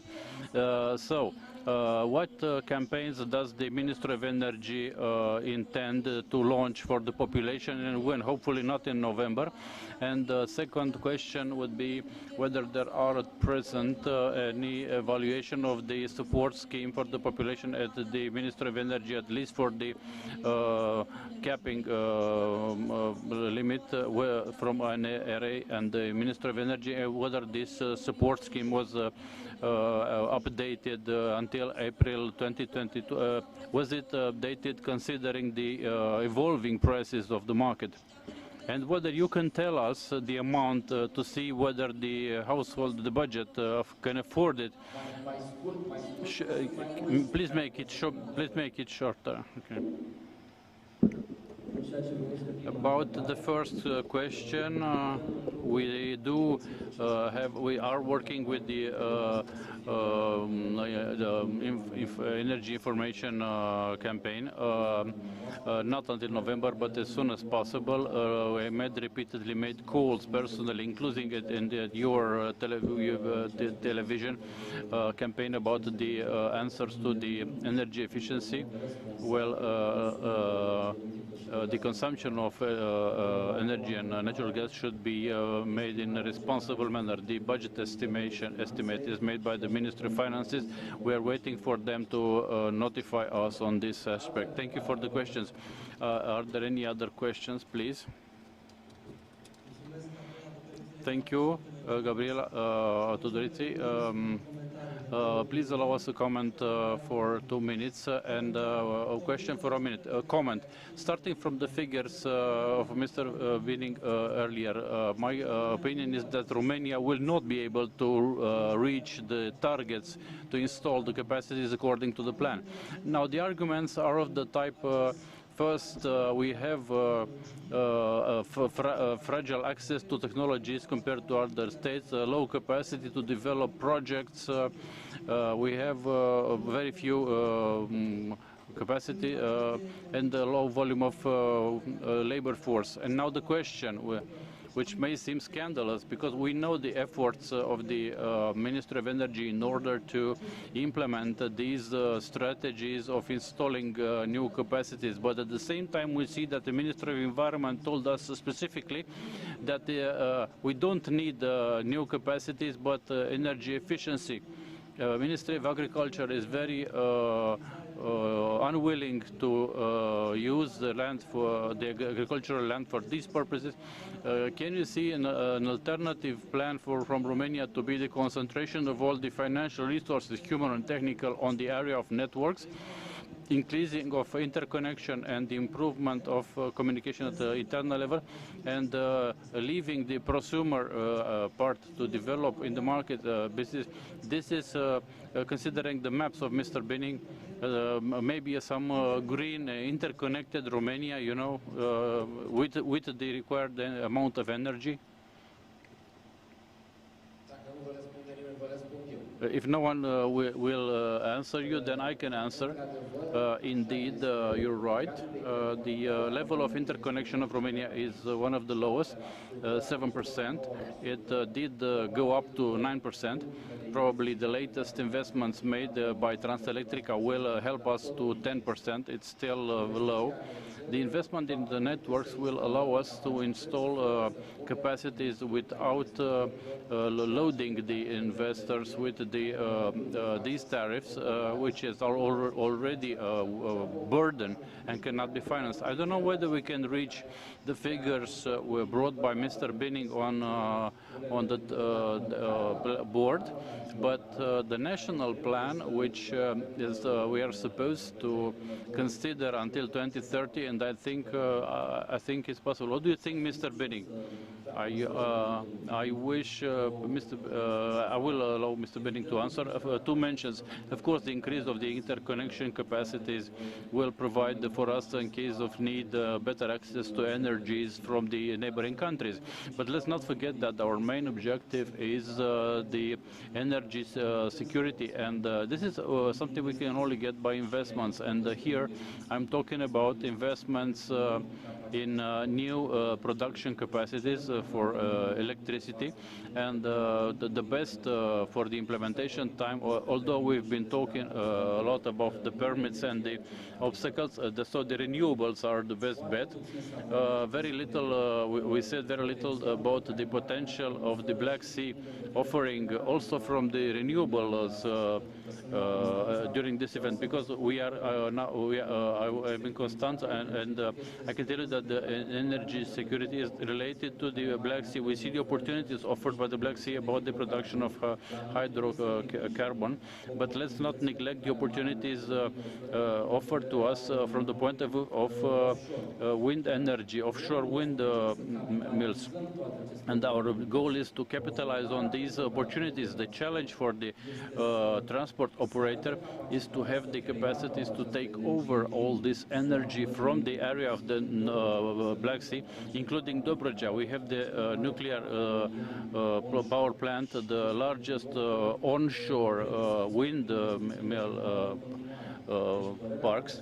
So my personal opinion is that we should continue investing on the whole chain, energy chain, that's production, transport and distribution. And of course, taking into account the interconnection part, which in many cases is not very useful.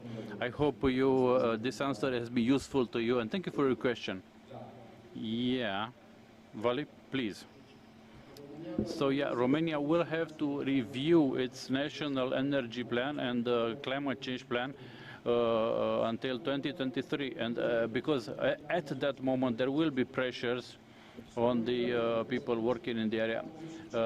We have now 45% taking towards the European Union, but the question goes to the decentralizing of the network. So we should reinforce the networks so that the consumers can install their energy solutions. But therefore, we have been preparing for quite some time because the suppliers realize that slowly they will disappear from the market if the consumers produce their own energy, and so the suppliers get oriented to energy solutions. So you would like to install a photovoltaic panel on your home, on your roof, and not, okay, but I'll help you design it, buy it, install it. I will help you to make the maintenance. I will offer you energy services. That's a transition from sale of energy as toward the service. This will happen whether we like it or not, and we should prepare the networks for this purpose. That's why I'm talking about flexibility or distributed flexibility, because the moment when there is so many production capacities and simultaneously low charging stations in our networks, the networks must be able to resist. And the directive and the ordinance say that each distribution operator should make a plan for investments to develop the energy on 10 years, which they should update every 2 years. However, at the same time, they should provide for the needs for flexibility. So from this moment, they are obliged to start to see who and what will install and reinforce the networks, not just for a static situation. You know, like the electricity goes from producer of transport, my network to that village. You know, maybe a lot of generators will appear there. What happens to my network? So I should be prepared. At present, regulations provide that for each hour, the producers connected to the network will transmit to the distribution network operator their production, so the distributor will be forced to provide for better flexibility for the network and to accept these producers who will be able to manage these things, and how do we distribute the decentralized solutions. I have to have a communication with each photovoltaic panel. Maybe Transelectrica is better here. I know this we negotiate here. You're perfectly right. This is the essence of the transformation into the flexibility and decentralizing. I could talk about this indefinitely. Yes, another question, please. There were questions there. Thank you. I would like to thank all the people from the panel who made the presentations, and I could ask in English, but it's probably better for the people to understand in Romanian. It's easier for me also. The first note, 10 minutes of questions after 2 hours, nearly 2 hours of presentations. It's really very little time. Yes, we have time after the break. Yes, but I didn't understand it. Sorry. Let me tell you one thing. My basic training is of Yeah, electric and energy engineer. I studied at the Polytechnical University in Bucharest, and my experience until retirement was in the electric networks, distribution networks for in Bucharest and for the transport network for Transelectrica. What I learned in school was that the paradigm, the classical paradigm of planning, development of the energy system started from considering the energy need or requirement. I've never heard in these presentations anything about the technical sheet of Romania. Where are the main consumers? Yeah, we speak about efficiency, but whenever you say you say 9%, 12% percentage, 7%, 11%, and if you don't say 11% of what, you haven't said anything. You just are launching confusion in the minds of the the people hearing this. I think we'll have to rethink the energy system of Romania and start the presentation of the present-day economic and social situation of Romania. Technical sheet, if you wish, because except from the worries expressed concerning the population, the perspective of development of which, in fact, yeah, it's true. We are part of the European market. We can sell the energy if we have more, but the purpose of this reunion was concerned the perspective of development of economic, social development of Romania, seen from the point of view of the challenges of the energy system. Thank you. Thank you. Also, was there anyone else? Yeah.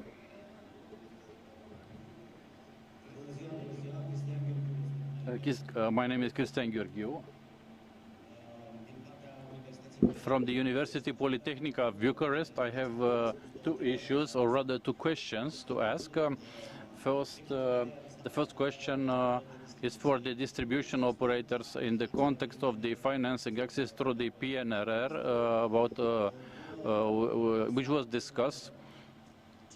So people wanting to obtain the financing through the PNRR because of the difficulties generated by obtaining the approvals for the connection, prefer to export. So they will install large capacities, they will use whatever needed, and the rest they will export it. And this, in my opinion, will generate a problem or a major disadvantage in the operating of the network on the whole, because part of the potential benefits of the installation will be lost.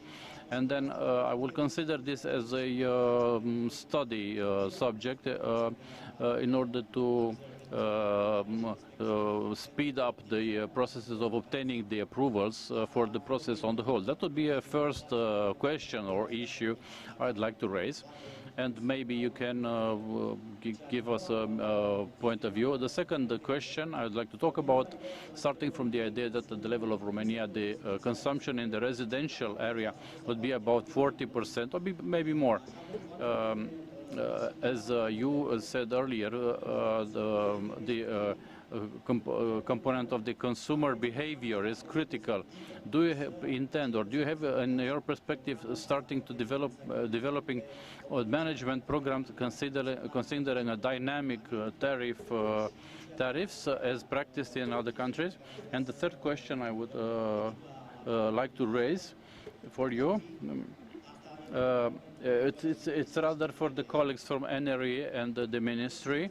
The energy efficiency, of course, normally if we consider what the European Union says, if energy efficiency should be on the first place, and then renewables. But starting from here, what is the situation concerning the public-private partnerships and the energy performance contracts, meaning that in the real sense, not just boot type programs? but actual program contract based on the energy performance, which in my opinion could encourage in a major way transition to sustainability and also improve the increase the improvement of the energy efficiency at national level. Thank you.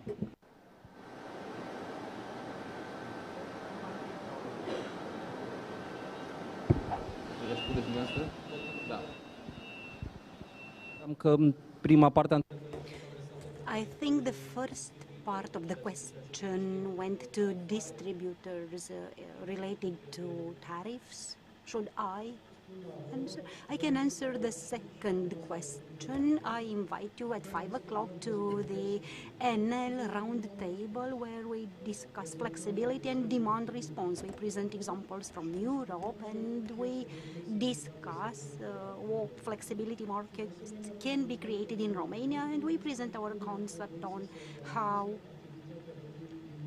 demand response activities should be organized.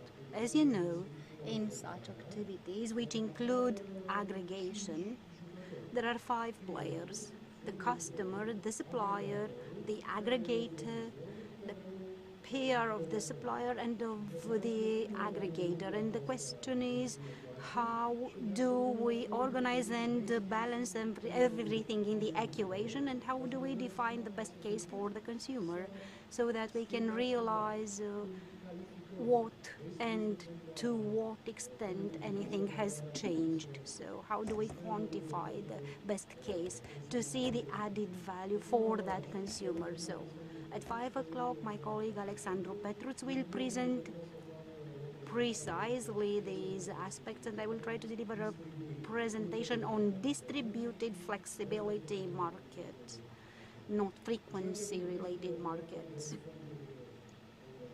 About European funds, well, we should see the supply. I need to mention one challenge. Obviously, things will not be 100% financed from European funds. When you present a project to be financed by European funds, usually European funds act as state aid, so you need to prove that you don't have a huge rentability rate in order to receive the benefit, because if you get such profits, why should you ask for European funds? So if you need European funds, it should look bad from a financial viewpoint and good from an economic point of view. We need to provide 20%, but this will be paid back by network operators, grid operators with tariffs. And then NL says, I'm sorry, but your application should make economic sense. It should be necessary, it should be timely, it should be adapted to market conditions and so on. Then we need to build the project so that the 20% should have IRR which looks good for the European Union, and 20% something that looks good for your market. And then we need to see how we divide investments so that one part is efficient and one part is worth state aid investments. The latest developments show that the European guidelines on state aid for energy indicate that the funding provided to natural monopoly operators are not state aid, and that could help us with the IRR, but it is too early. We still need to define the projects and balance them. One more question and then a coffee break, water. Thank you very much, Mr. Gheorghiu Gabi Moroianu, Focus Energetic. I would like to ask representatives from 2 parties, Mrs. Dragu and Mr. Nicolescu. We have big projects. For example, gas should be used as transition fuel on the one hand, and for this we have new legislation for onshore, offshore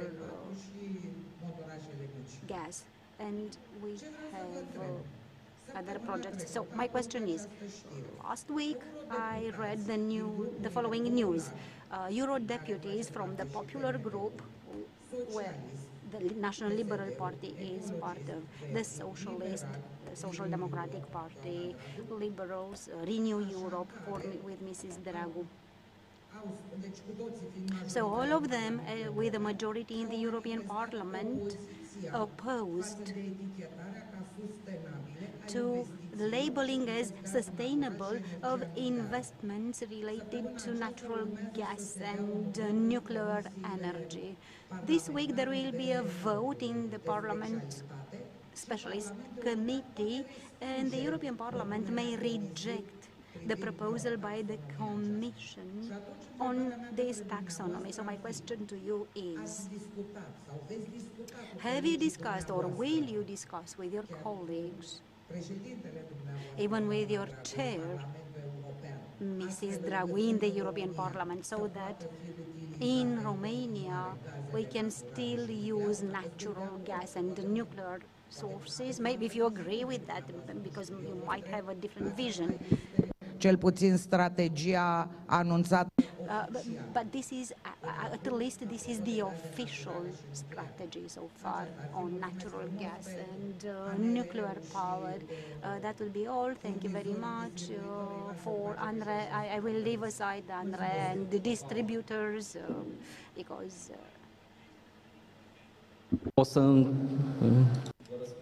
I will answer your question and tell you that regardless our political allegiance and our political party, we should follow very carefully and stick to our national interests, and natural gas as transition fuel and nuclear technologies, whether the technologies in Chernobyl or the small modular technologies, these are for us the basis of stability and energy security, which, as stated earlier, is our goal. So regardless our political allegiances, we all need to focus on these objectives and targets.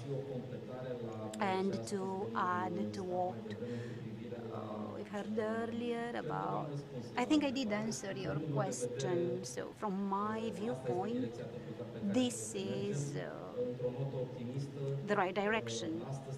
To be more optimistic, today, June the 13th, we have in our storage more than last year, with about 250 billion square meter natural gas stored, and I'm sure that by the end of the storage cycle, our storage facilities will be full. Anca, please. I will give you a brief answer. I know about these discussions and debates in the European Parliament. They started on May 30. We invited specialist experts. We have the JRC study in March, which says that nuclear is considered sustainable and in line with the Green Deal objectives. I'm convinced that all Romanian Euro deputies will vote for the interests of Romania, and we will continue this policy with gas as a transition fuel, and the nuclear is aligned with environmental protection objectives. Thank you. Thank you. Now we'll take a brief break and then we continue our panel. Thank you very much. I want to thank our colleagues who were present here today and shared with you from their problems and opinions, and enjoy coffee.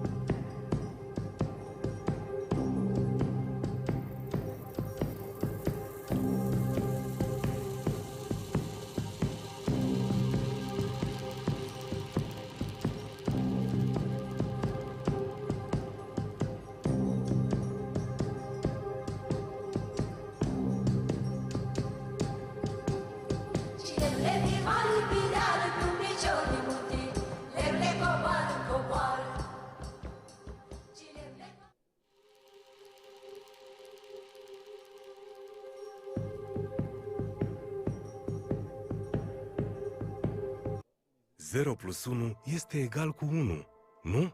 Nu chiar. O idee plus inspirație 0 rămâne doar o idee. Dar la Deloitte știm că 0 plus 1 este infinit. Precum un copac, o idee crește, se dezvoltă în mai multe ramuri și renaște cu fiecare schimbare. Atunci când înveți că adunarea înseamnă creștere, nu te oprești doar la 1 plus 1, ci mergi mai departe, mai adaugi 1 și apoi 2 și poate 3 sau 5 și astfel, asemenea spiralei lui Fibonacci, ideea ta de la început este acum o structură stabilă, care se dezvoltă armonios și este capabilă să susțină orice îți propui. Dincolo de frumusețea din numere, la Deloitte am înțeles că esența succesului sunt oamenii, clienți, colegi, parteneri. Toți suntem o constelație de numere, o constelație de conexiuni. Acesta este universul Deloitte, despre oameni dincolo de numere.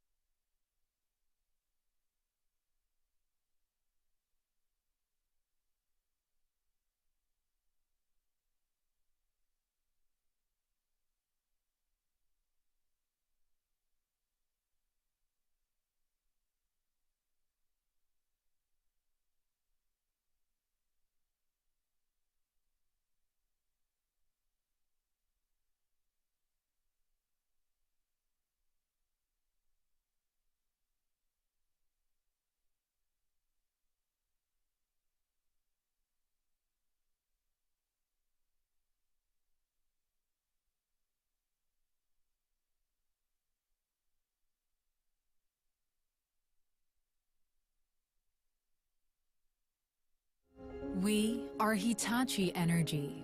We believe in a sustainable energy future for all, where everyday lives are powered by what nature gives freely. How we wake up, visit our friends, buy our food. Our energy future needs to be sustainable, flexible, and secure. And electricity will be the backbone of the entire energy system, underpinning our everyday lives. Climate change, one of the most urgent challenges of our times. Our people are at the forefront of innovation. Together with customers and partners, we're pioneering technologies and solutions to solve this global challenge, to make the promise of the energy transition real. And we're doing it with pace. We're anticipating the future and taking the steps together along the different pathways to progress carbon-neutral society. We're inspired to create a real and positive impact, from connecting communities to reducing carbon emissions throughout the energy system. It's all possible today. We bring diversity of thought and experience and a centuries-long heritage, grown in more than 140 countries. We're committed to advancing a sustainable energy future for today's generation and those to come.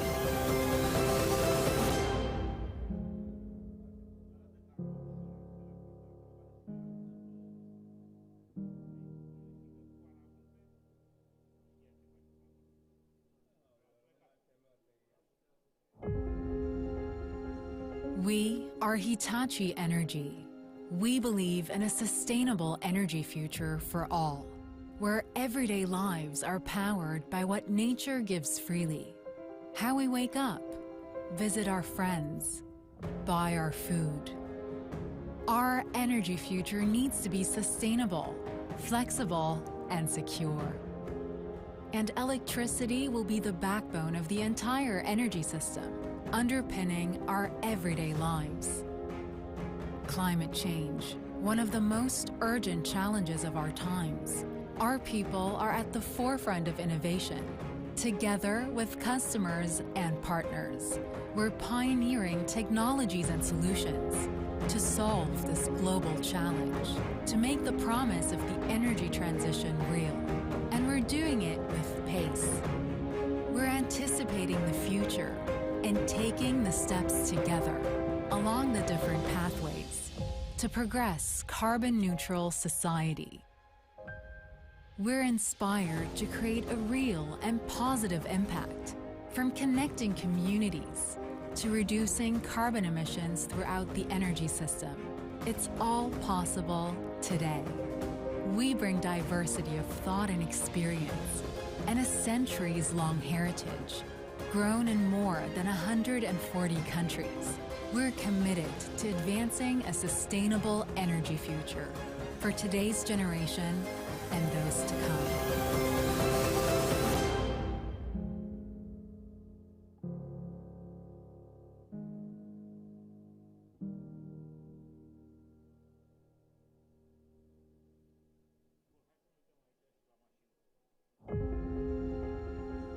We are Hitachi Energy. We believe in a sustainable energy future for all, where everyday lives are powered by what nature gives freely. How we wake up, visit our friends, buy our food. Our energy future needs to be sustainable, flexible, and secure. And electricity will be the backbone of the entire energy system, underpinning our everyday lives. Climate change, one of the most urgent challenges of our times. Our people are at the forefront of innovation. Together with customers and partners, we're pioneering technologies and solutions to solve this global challenge, to make the promise of the energy transition real. And we're doing it with pace. We're anticipating the future and taking the steps together along the different pathways to progress carbon-neutral society.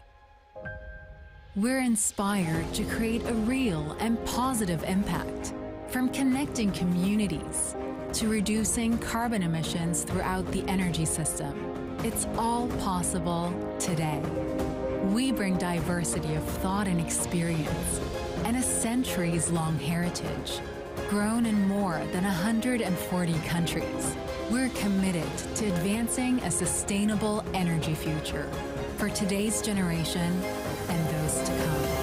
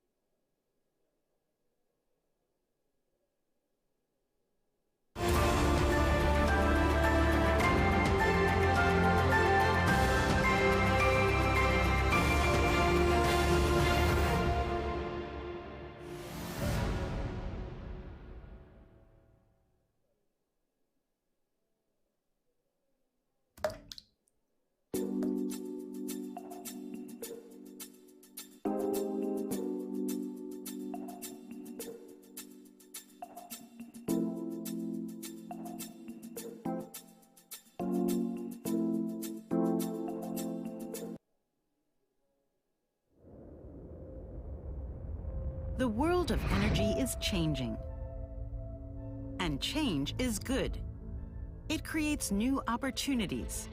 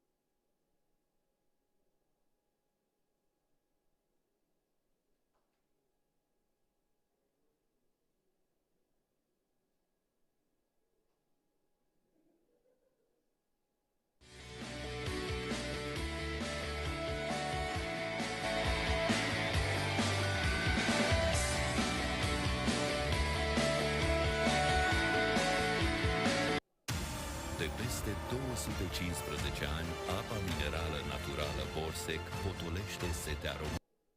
Complexul energetic Oltenia 0 plus 1 este egal cu 1, nu?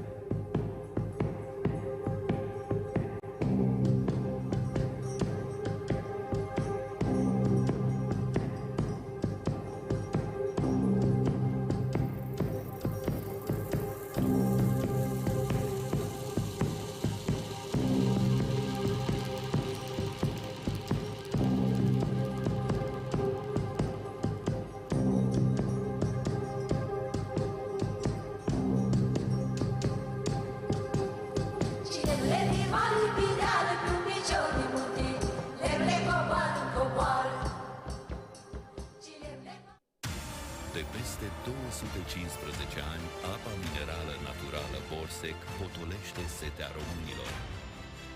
Setea de victorii.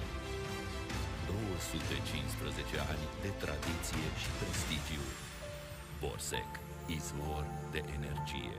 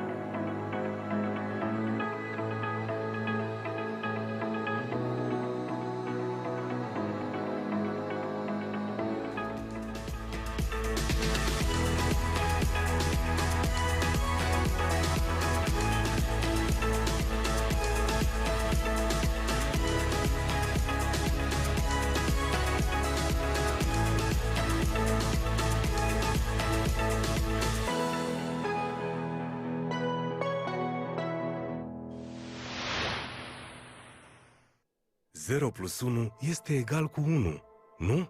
Nu chiar. O idee plus inspirație 0 rămâne doar o idee. Dar la Deloitte știm că 0 plus 1 este infinit. Precum un copac, o idee crește, se dezvoltă în mai multe ramuri și renaște cu fiecare schimbare. Atunci când înveți că adunarea înseamnă creștere, nu te oprești doar la 1 plus 1, ci mergi mai departe, mai adaugi 1 și apoi 2 și poate 3 sau 5 și astfel, asemenea spiralei lui Fibonacci, ideea ta de la început este acum o structură stabilă, care se dezvoltă armonios și este capabilă să susțină orice îți propui. Dincolo de frumusețea din numere, la Deloitte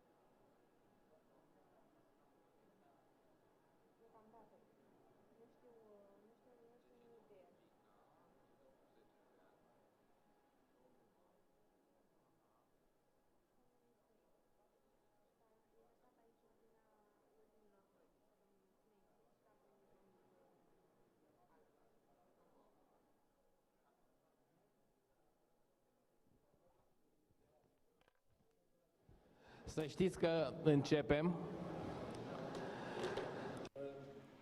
We'll start now. So, as you have heard in the first part of our panel, in the presentation of Mr. Binik and the interventions of the other guests, we now have another 4 interventions. No more than 5 to 6 minutes for each, so that we may have a bit of time to have the debate in the room as required. To begin with, I'll give the floor to Mr. Marcel Bica from CTO Craiova Powering in the guest. Yeah, thank you for your invitation.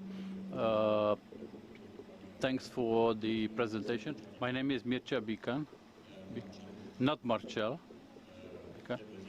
I represent Nova Powering Gas from Cluj. We are producers of electricity, renewable from conventional and renewable sources like gas, distributor of gas and electricity, and supplier of gas and electricity. Just a few opinions I'd like to express concerning the wave of changes in the production park from Romania.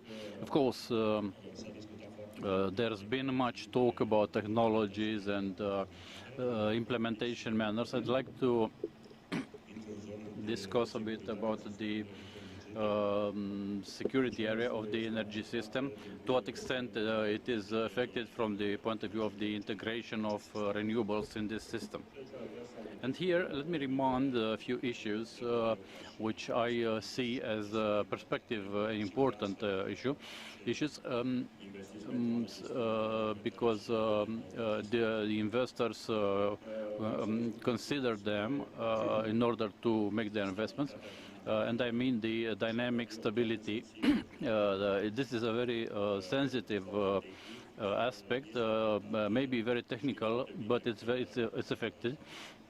We all know that additional dynamic adjustments have to be made when because renewable sources differ from the rotation of machines to renewable machinery. This should be approached by the people managing the transport network, is the dynamic management of the control of the protection systems. And the next subject would be the static stability part, which is solved by managing the connections between the electrical energy, but also between the production and sources and consumption. And also the transitional energy flows, which can cross certain systems which are not able to take them over. We have had situations, maybe more and more in the future, here as a potential solution, which comes from the American continent. It's the continuous current and the synchronous area. There are advantages. It contributes a lot to the optimal operation of the generators. It may be a solution which could be potentially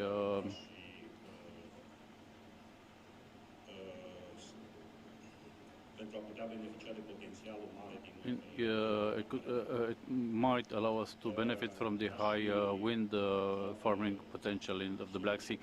Other solutions which I see would be the continuation of the digitalization process. Those would be the most important challenges I see here from Transelectrica, the transport and operation system. Probably not everything will be finalized, but even half of what we are talking about would be enough. That's it. I finished. Right. It's very. You're totally right. But I think at present, as discussed with the new director from Transelectrica, there is a major preoccupation in the sense of the issues raised, which we have raised. It's about the systems which are a bit backwards, but there are hopes for 2024, 2025. Of course, there are also these system issues which must be solved. They already have in mind some studies on these areas in order to make some investment decisions. Thank you very much. Please, Vali.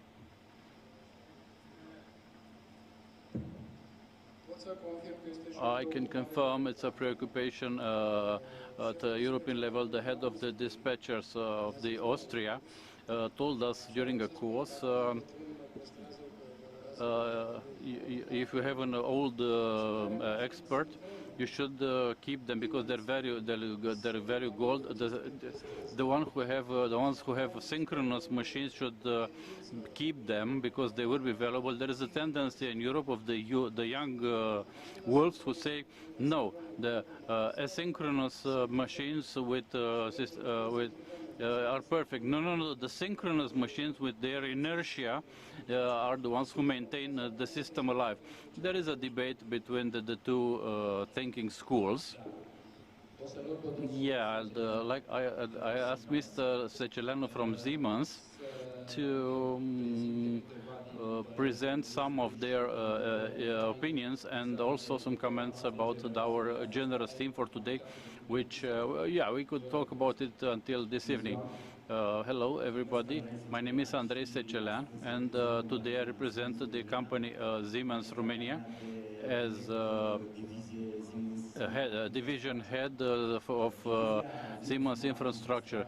Siemens Smart Infrastructure is the division from Siemens of which to which we belong in this phenomenal process of our times, energy transition.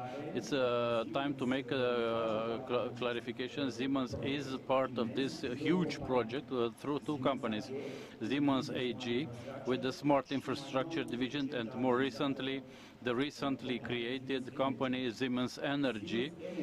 Siemens Energy is approaching and offering solutions in the part of generation of electricity based on wind, gas turbines, of high efficiency gas turbines, and producing of electrolyzers for energy production, also hydrogen production, also transport of high voltage transport. We offer solutions of electrification and distribution of energy on average and low voltage and medium and low voltage, everything which is related to automation and digitalization solutions in the energy sector. As Mr. Binnig said in one of his interventions, this is the key to energy transition in the digitalization solutions. If we were to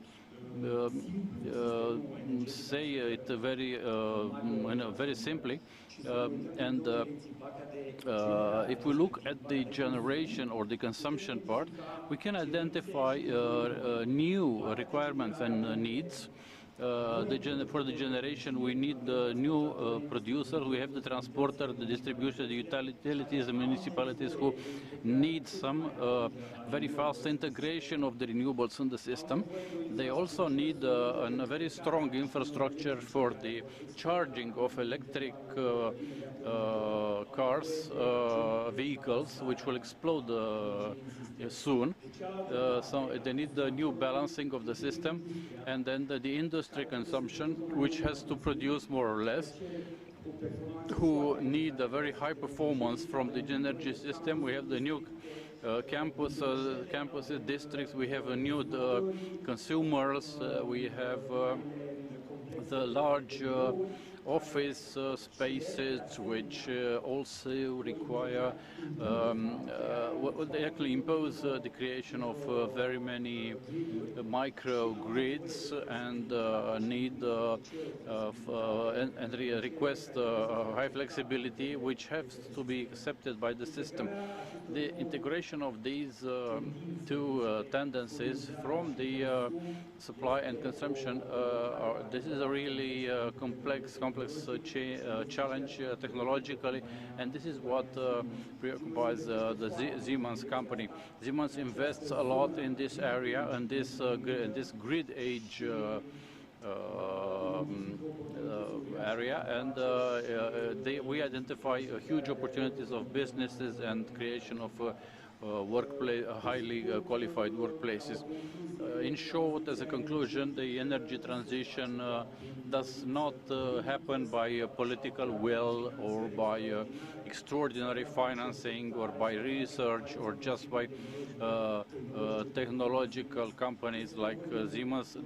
We need, in fact, a huge cooperation effort, and it's very important that the public environment should work with the private environment to find solutions for the needs of the society, which means an increase of the energy, of green energy. But at the same time, I believe that we as consumers have to understand that there is no free energy. Of course, even if the sun or the wind may be free, but the energy in the system, accommodating this energy in the system is not free, and the costs have to be paid by the consumers. But it's important for us to understand that this is what we need, and we should make the transition to a conscious consumption. Thank you. Thank you also, and congratulations to begin with to you, because you are bringing to us this latest technology, I would like to congratulate you on the turbine developed with Gamesa for 6.2 megawatts, which at present is extremely popular with the developers. I don't know whether you can cope with the new orders coming, because everybody wants this turbine. Nobody talks about anything else. So everybody wants the turbine. But anyway, you are always welcome to promote these equipments which we need if we want to reach those targets which in my opinion are very difficult to reach without latest technology. Yes, Siemens has a copyright on a keyword for the utilities companies. That's agility. So ever since 2014, 2015, at the European Utilities Week, Siemens launched the agility, this term agility, which is specific for the smart transformation period for utilities companies.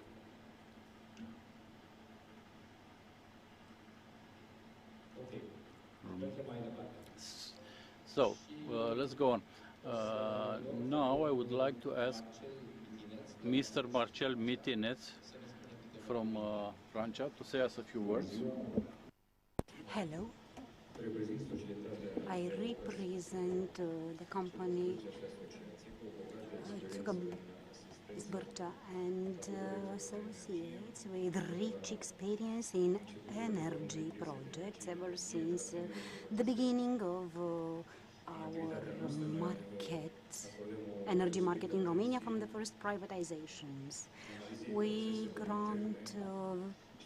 focus on the analysis of internal processes and on efficient activities in our projects for our clients. Therefore, we know that success does not just happen to you. Success requires planning, effort, and cohesion within the team. All these elements may somehow be transposed within the national project entitled Developing New Production Capacities for the National System. What do I mean? There are many resources and many stakeholders who are trying to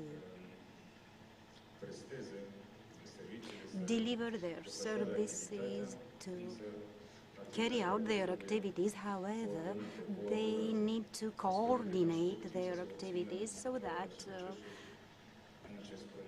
they successfully implement this project.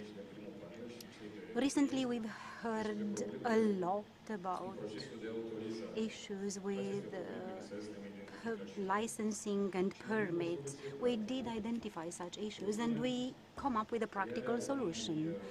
Our proposal is to create a platform or an office, a dedicated office, managing a digital platform where all applications, connection applications should be registered, should be uploaded to. Just like with the trade register, you submit an application online. The application reaches a database and then the applicant may follow up the application and who should provide answers.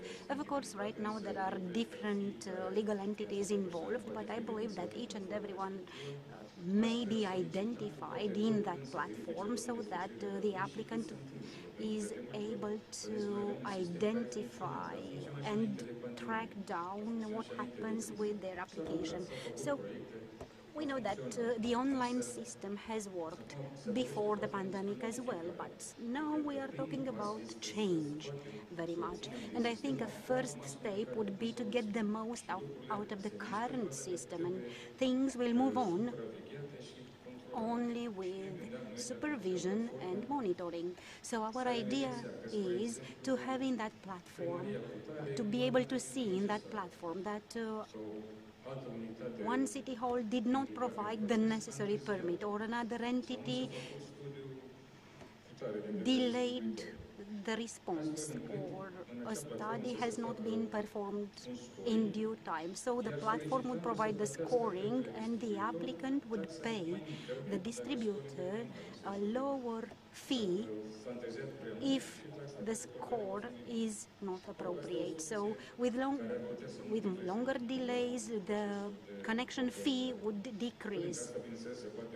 Of course, then we can use the idea promoted in other countries to use a sort of project management office at authority level with dedicated persons to coordinate investment processes in line with procurement processes, like in Hungary, for example.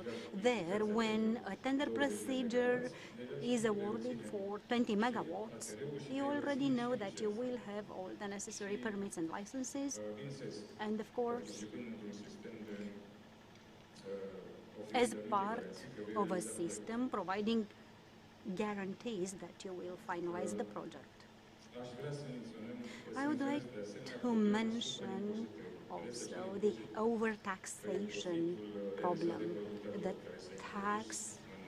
the profit tax with the producer. It was introduced last autumn, and it was a nuisance for many consultants, including for us, because it was a new tax. No one knew how to apply it. Everyone did their best.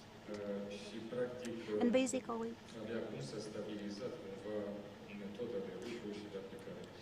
the enforcement methods have just been stabilized. Here I would like to highlight the issue of those working in and producing power in cogeneration automatically. Now, bear with me, I'm a lawyer, so probably my technical language is not sufficiently specialist, but I know there is a certain quantity generated automatically depending on the gas consumed, and that quantity should not be part of the tax base, so that we enable companies exploiting such generation capacities to have higher returns. Of course, we also have the issue with lands, especially with photovoltaic and wind farms. We have the problem of lands outside built-up areas. There is a draft law in the parliament. Of course, it got stuck. Now they are waiting for the opinion of the Committee for Agriculture in the Chamber of Deputies. This draft law would enable the removal of lands for energy projects from outside built-up areas. On behalf of our company, I should say that we are ready and we would be happy to be part of any task force, of course on a pro bono basis, because we are interested to get involved in this process of normalizing investors' activity. Nu credeam că sunteți... Thank you very much. This is very interesting. I did not believe you are so much focused on the energy field. Your proposal is quite interesting, and I do believe it can be successful with such a platform enabling the real-time follow-up and the digitalization of the permit issuance process, which is time-consuming and burdening with many obstacles. However, here we will have to find cooperation with the system operators, both Transelectrica and other operators. However, thank you very much for your contribution. I will now pass the floor to Mr. George Albu, General Manager, Romania. He is our young hope for the future. Thank you very much. Thank you for your moderator's activity. I would start by being a big host, a good host, in our capacity of co-organizers. So thank you very much for your interest and participation in this event, maybe the most important or representative event in the energy sector. And I hope you did find our booth interesting, and hopefully we sweetened your day. For those who have not visited yet, we invite you to visit our stand, our booth, where we rely on your support. Take 5 minutes of your time to fill in a survey, which will be very helpful for our workshop on Wednesday morning at 8:30. So, distinguished audience, dear Professor, dear Mr. Georgiou, thank you for your moderator activity, but let's get back to the strategic dimension of energy security.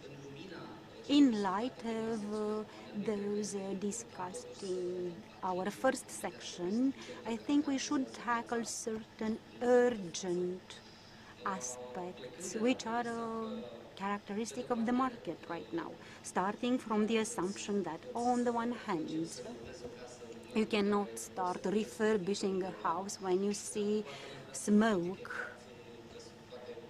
And on the other hand, I would not like to be labeled as short-sighted strategically, so I would invoke two analyses performed by us, which I believe reflect quite well the concept of energy security. And let's start from several conclusions of a first analysis we launched last year, where we tried to focus on causes of energy price increases, and I will give you just a few conclusions. I believe we are among the few entities in the market who had the courage to say that indeed, on the fertile crisis context created by the pandemic, the main disturbance factor was the monopoly behavior of Gazprom or of the Russian Federation. On the other hand, we had the courage to state that liberalization is not the cause of price increases, but only provides the context for demand-supply balance, and it may only highlight any possible gaps in market operation. Last but not least, we placed the issue of energy vulnerability at the core of systemic problems. In May, mid-May this year, we came back with a new study. If in the first one, I believe we successfully framed the main reasons for price increases, now we tried to come up with recommendations. We launched this analysis under the bigger framework of REPowerEU. I would say that our study shows that although Romania is in a relatively good context in terms of energy security, we should not start from the assumption that we are going to easily cope with the next winter. Plecând de la, să zicem, o falsă and start from a false perception on energy security, which, according to the European Commission or to some other member states, we have in Romania. Actually, after the enforcement of all actions recommended under REPowerEU, Romania noticed that there is a gap of 20 billion, starting from the assumption that we are going to implement all actions, and indeed this may reach until close to 2030. So in terms of consumption needs in Romania, we note the following. On the one hand, we mentioned that the starting point should be an increase in the internal production. And here we have two action lines. First of all, we need to promote the offshore law at the Black Sea, because we've heard little discussions today. I would have liked to have upstream representatives here. So to what extent has the Romanian state managed to promote legislation that would give a win-win situation for offshore activities? Well, I can't say that. Probably the answers would be different depending on the stakeholders we ask. Second, and here I appreciate the perseverance of the Ministry of Energy, who undertook strong efforts in the first half of this year to identify import solutions, because without imports, Romania will have difficulties in the winter, and we need to take into account this scenario when you get ready for the cold season. You need to take into account the darkest assumptions. So I would have liked to see a proactive approach, not instead of a reactive ad hoc actions. We should have taken a predictive framework of this, and then we need to focus on limiting pressure on gas.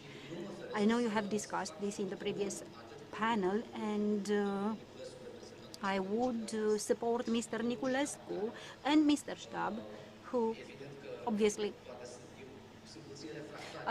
may be a bit reluctant to say that we might need to invite to energy austerity measures. We need to invite population to save energy, but we need to start somewhere, and there is no shame in it.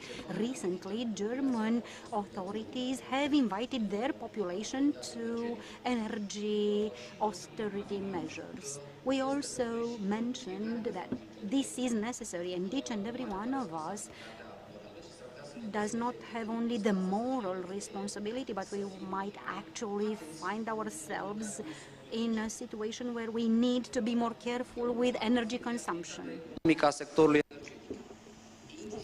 Regardless of the place where the actors are placed or situated on the supply chain, you cannot start or to build or rebuild the energy system if you do not have healthy, financially healthy actors. And here it's whether it's about the taxation system or the royalty system for the gas and oil systems, which are some of the most punitive at the EU level, or the transport and distribution system, where there's the issue of the technological or own technological consumption, which of course involves getting out of this situation is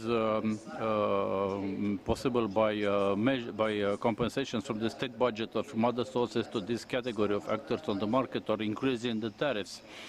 And these or additional measures like trackers will only solve the problem in part. This is really about providing for economic sustainability and about the consumers. I think the accent should be rely on the energetic efficiency of industrial and household consumers. And I appreciate the information campaigns of the Minister of Energy, which should be also doubled by financial support for consumers in order to improve the energy performance of their buildings, and to improve the consumption of the household appliances, which are very energy consuming. I intended to speak about hydrogen, which is a bit atypical, but very little is necessary, because if we look at the definition of the energy security as proposed by the International Energy Agency,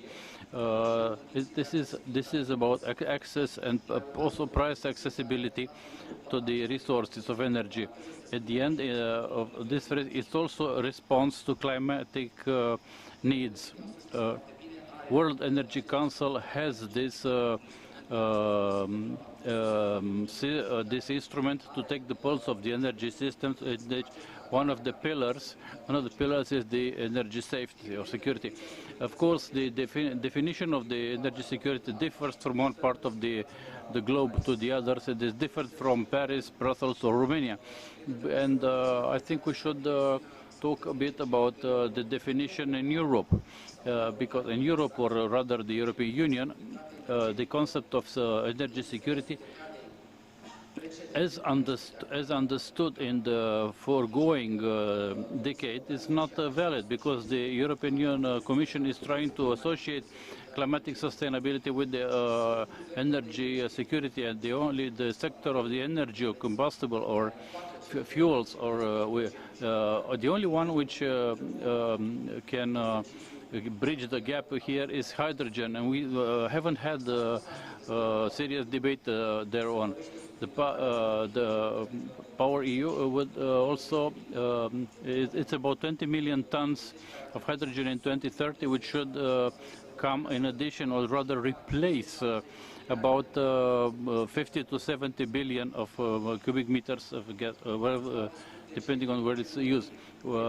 Hydrogen in Romania, why? Because Romania has all the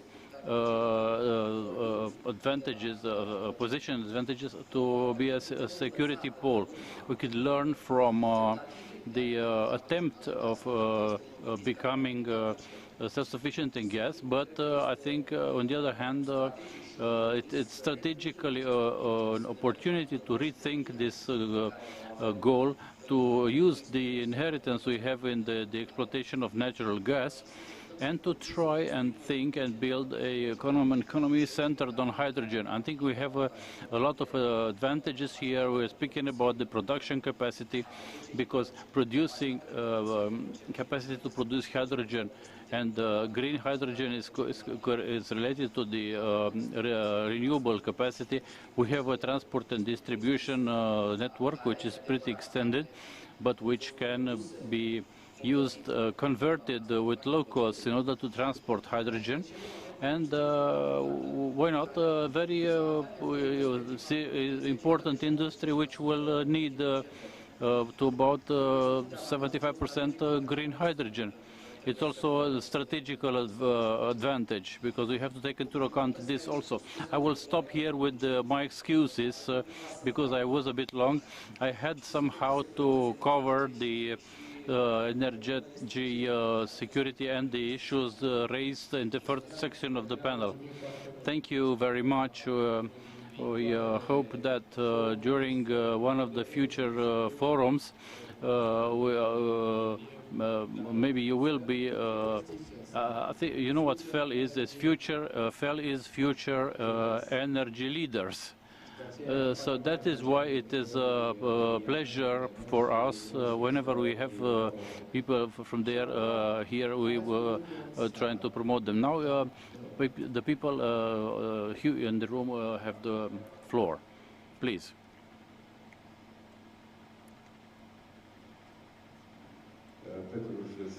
I am Petru Rushets from Siemens Energy, and I would like to intervene about what Mr. Bilic said.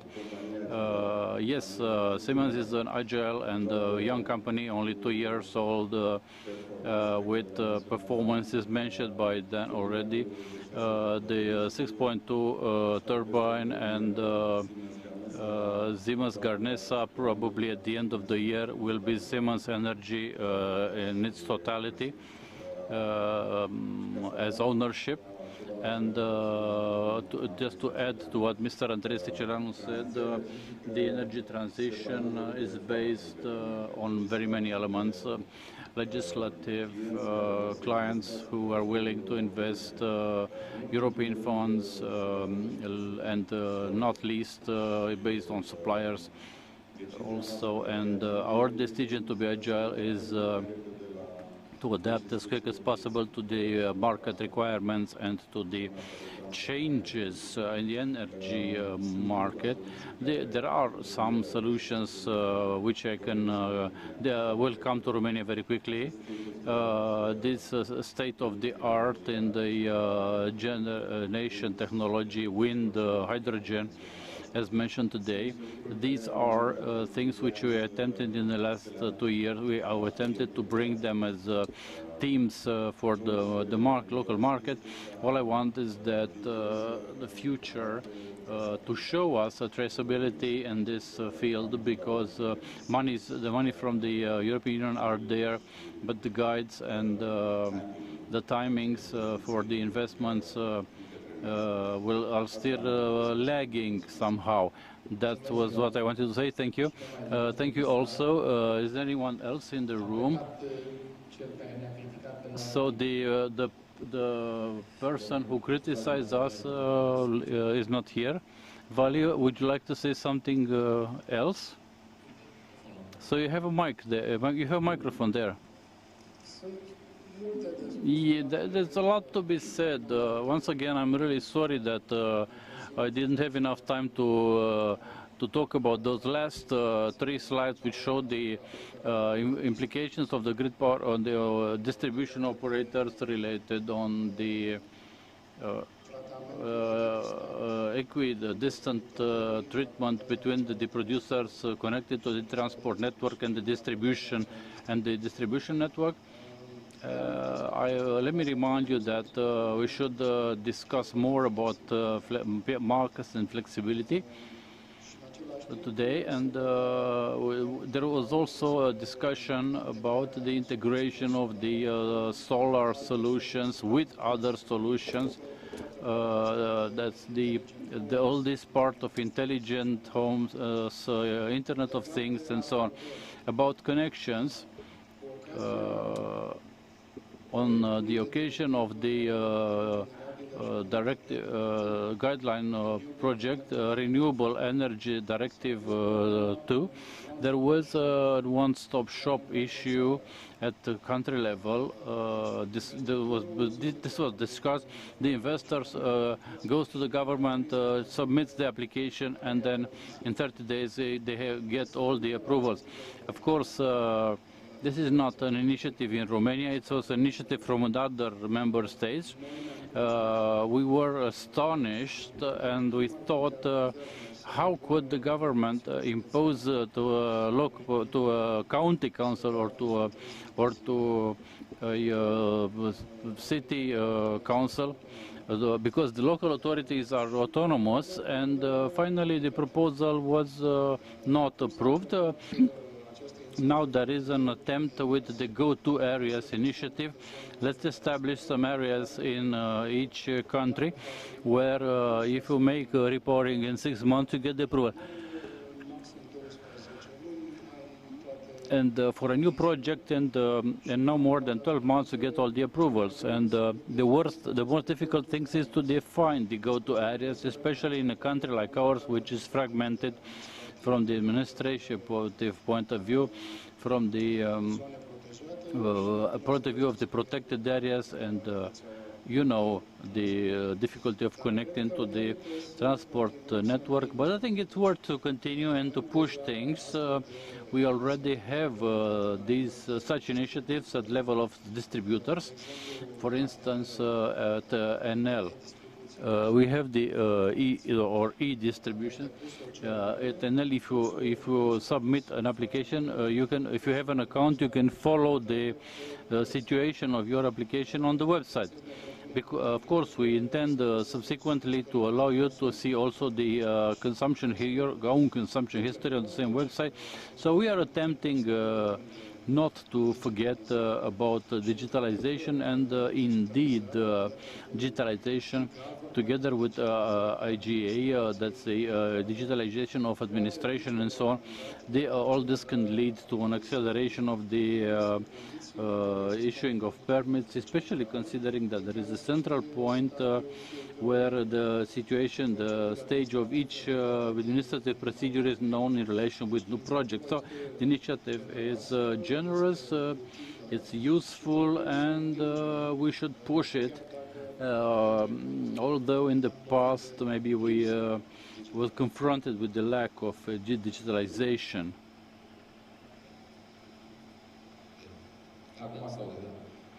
Right. Thank you a lot. Thanks a lot, Vali. If there's no one else willing, I will attempt some conclusions for today. I think very interesting things have been said, as all these were challenges, because the most difficult part is about to start. But what I retained from what the previous speakers have said, a few things like short-term targets to better define the targets on long-term, which seems very important. The repowering increased efficiency from 9 to 13%. That's a challenge which is extraordinary.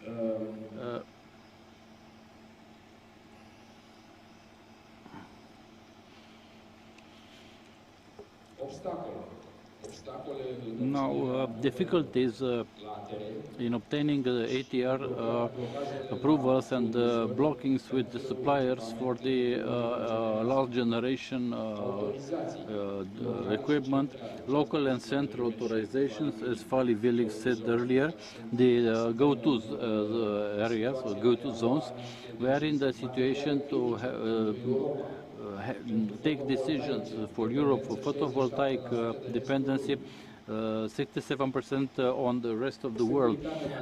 The supply security, the continuity and the sustainability, which is very important, and maybe less decarbonation and the decentralization, which still remain, digitalization and the decarbonation, which remain on the agenda. Nobody says they will go away. Then we have also the issues raised by Mr. Stab about the balancing, which is probably one of the most important things in the world.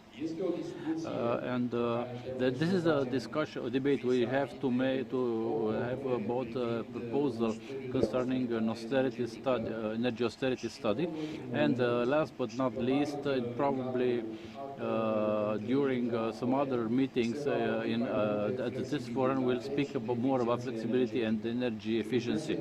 Energy efficiency, which all the people say we have to, and it's mandatory as a new concept. We need a new concept supported by everybody, both by the authorities, the regulators, transporters, and distributors, because instead of installing new capacities, it's easier to make some savings. Thank you for being so patient to participate to this forum. I will ask you on behalf of CNRC ME to give us a feedback by the using the QR code about this reunion today, and I wish you further good appetite and nice sunbathing for the people who managed to get there. Thank you.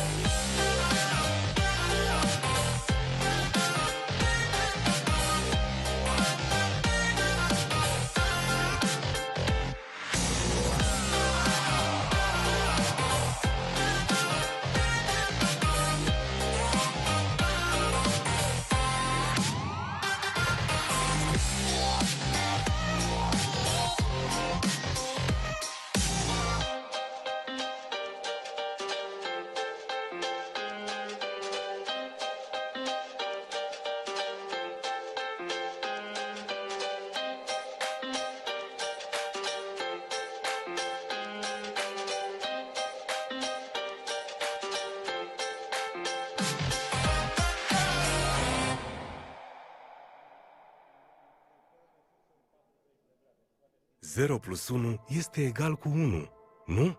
Nu chiar. O idee plus inspirație 0 rămâne doar o idee. Dar la Deloitte știm că 0 plus 1 este infinit. Precum un copac, o idee crește, se dezvoltă în mai multe ramuri și renaște cu fiecare schimbare. Atunci când înveți că adunarea înseamnă creștere, nu te oprești doar la 1 plus 1, ci mergi mai departe, mai adaugi 1 și apoi 2 și poate 3 sau 5 și astfel, asemenea spiralei lui Fibonacci, ideea ta de la început este acum o structură stabilă, care se dezvoltă armonios și este capabilă să susțină orice îți propui. Dincolo de frumusețea din numere, la Deloitte am înțeles că esența succesului sunt oamenii, clienți, colegi, parteneri. Toți suntem o constelație de numere, o constelație de conexiuni. Acesta este universul Deloitte, despre oameni dincolo de numere.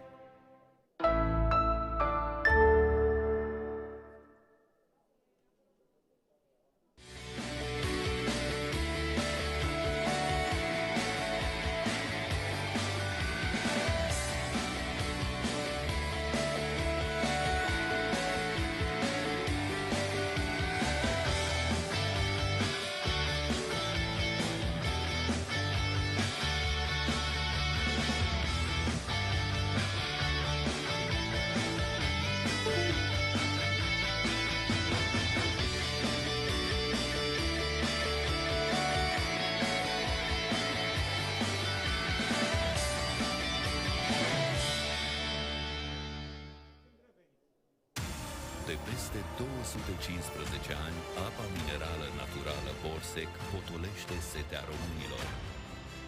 Setea de victorii. 215 ani de tradiție și prestigiu. Borsec, izvor de energie. Complexul energetic Oltenia garantează de 40 de ani siguranța sistemului energetic național. Pentru că vântul nu bate în fiecare zi, debitul apelor scade în arșița soarelui și nici soarele nu strălucește tot timpul pe cer. În schimb, cărbunele complexului energetic Oltenia mai poate furniza energie României încă 40 de ani de acum înainte. Și asta doar cu rezervele descoperite până în prezent. Complexul energetic Oltenia. Energia pământului românesc.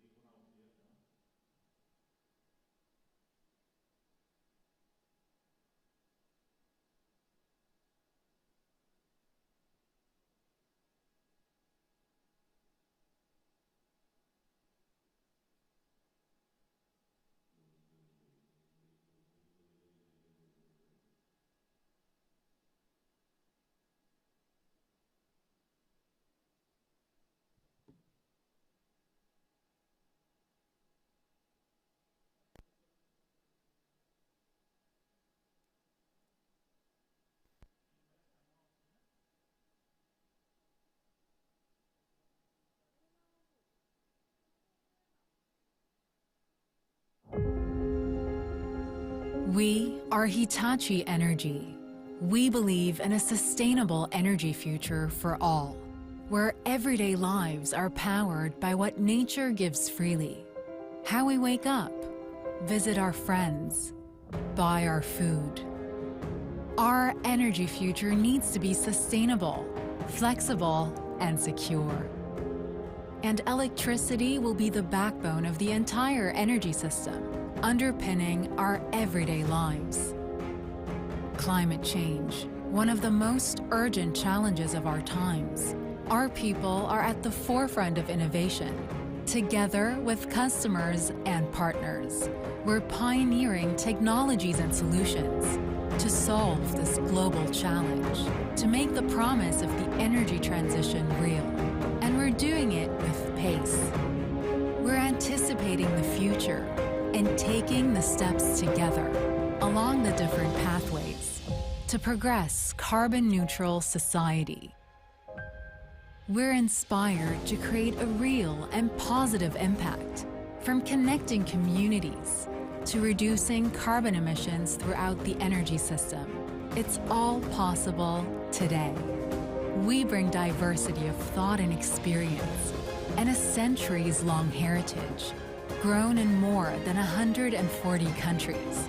We're committed to advancing a sustainable energy future for today's generation and those to come.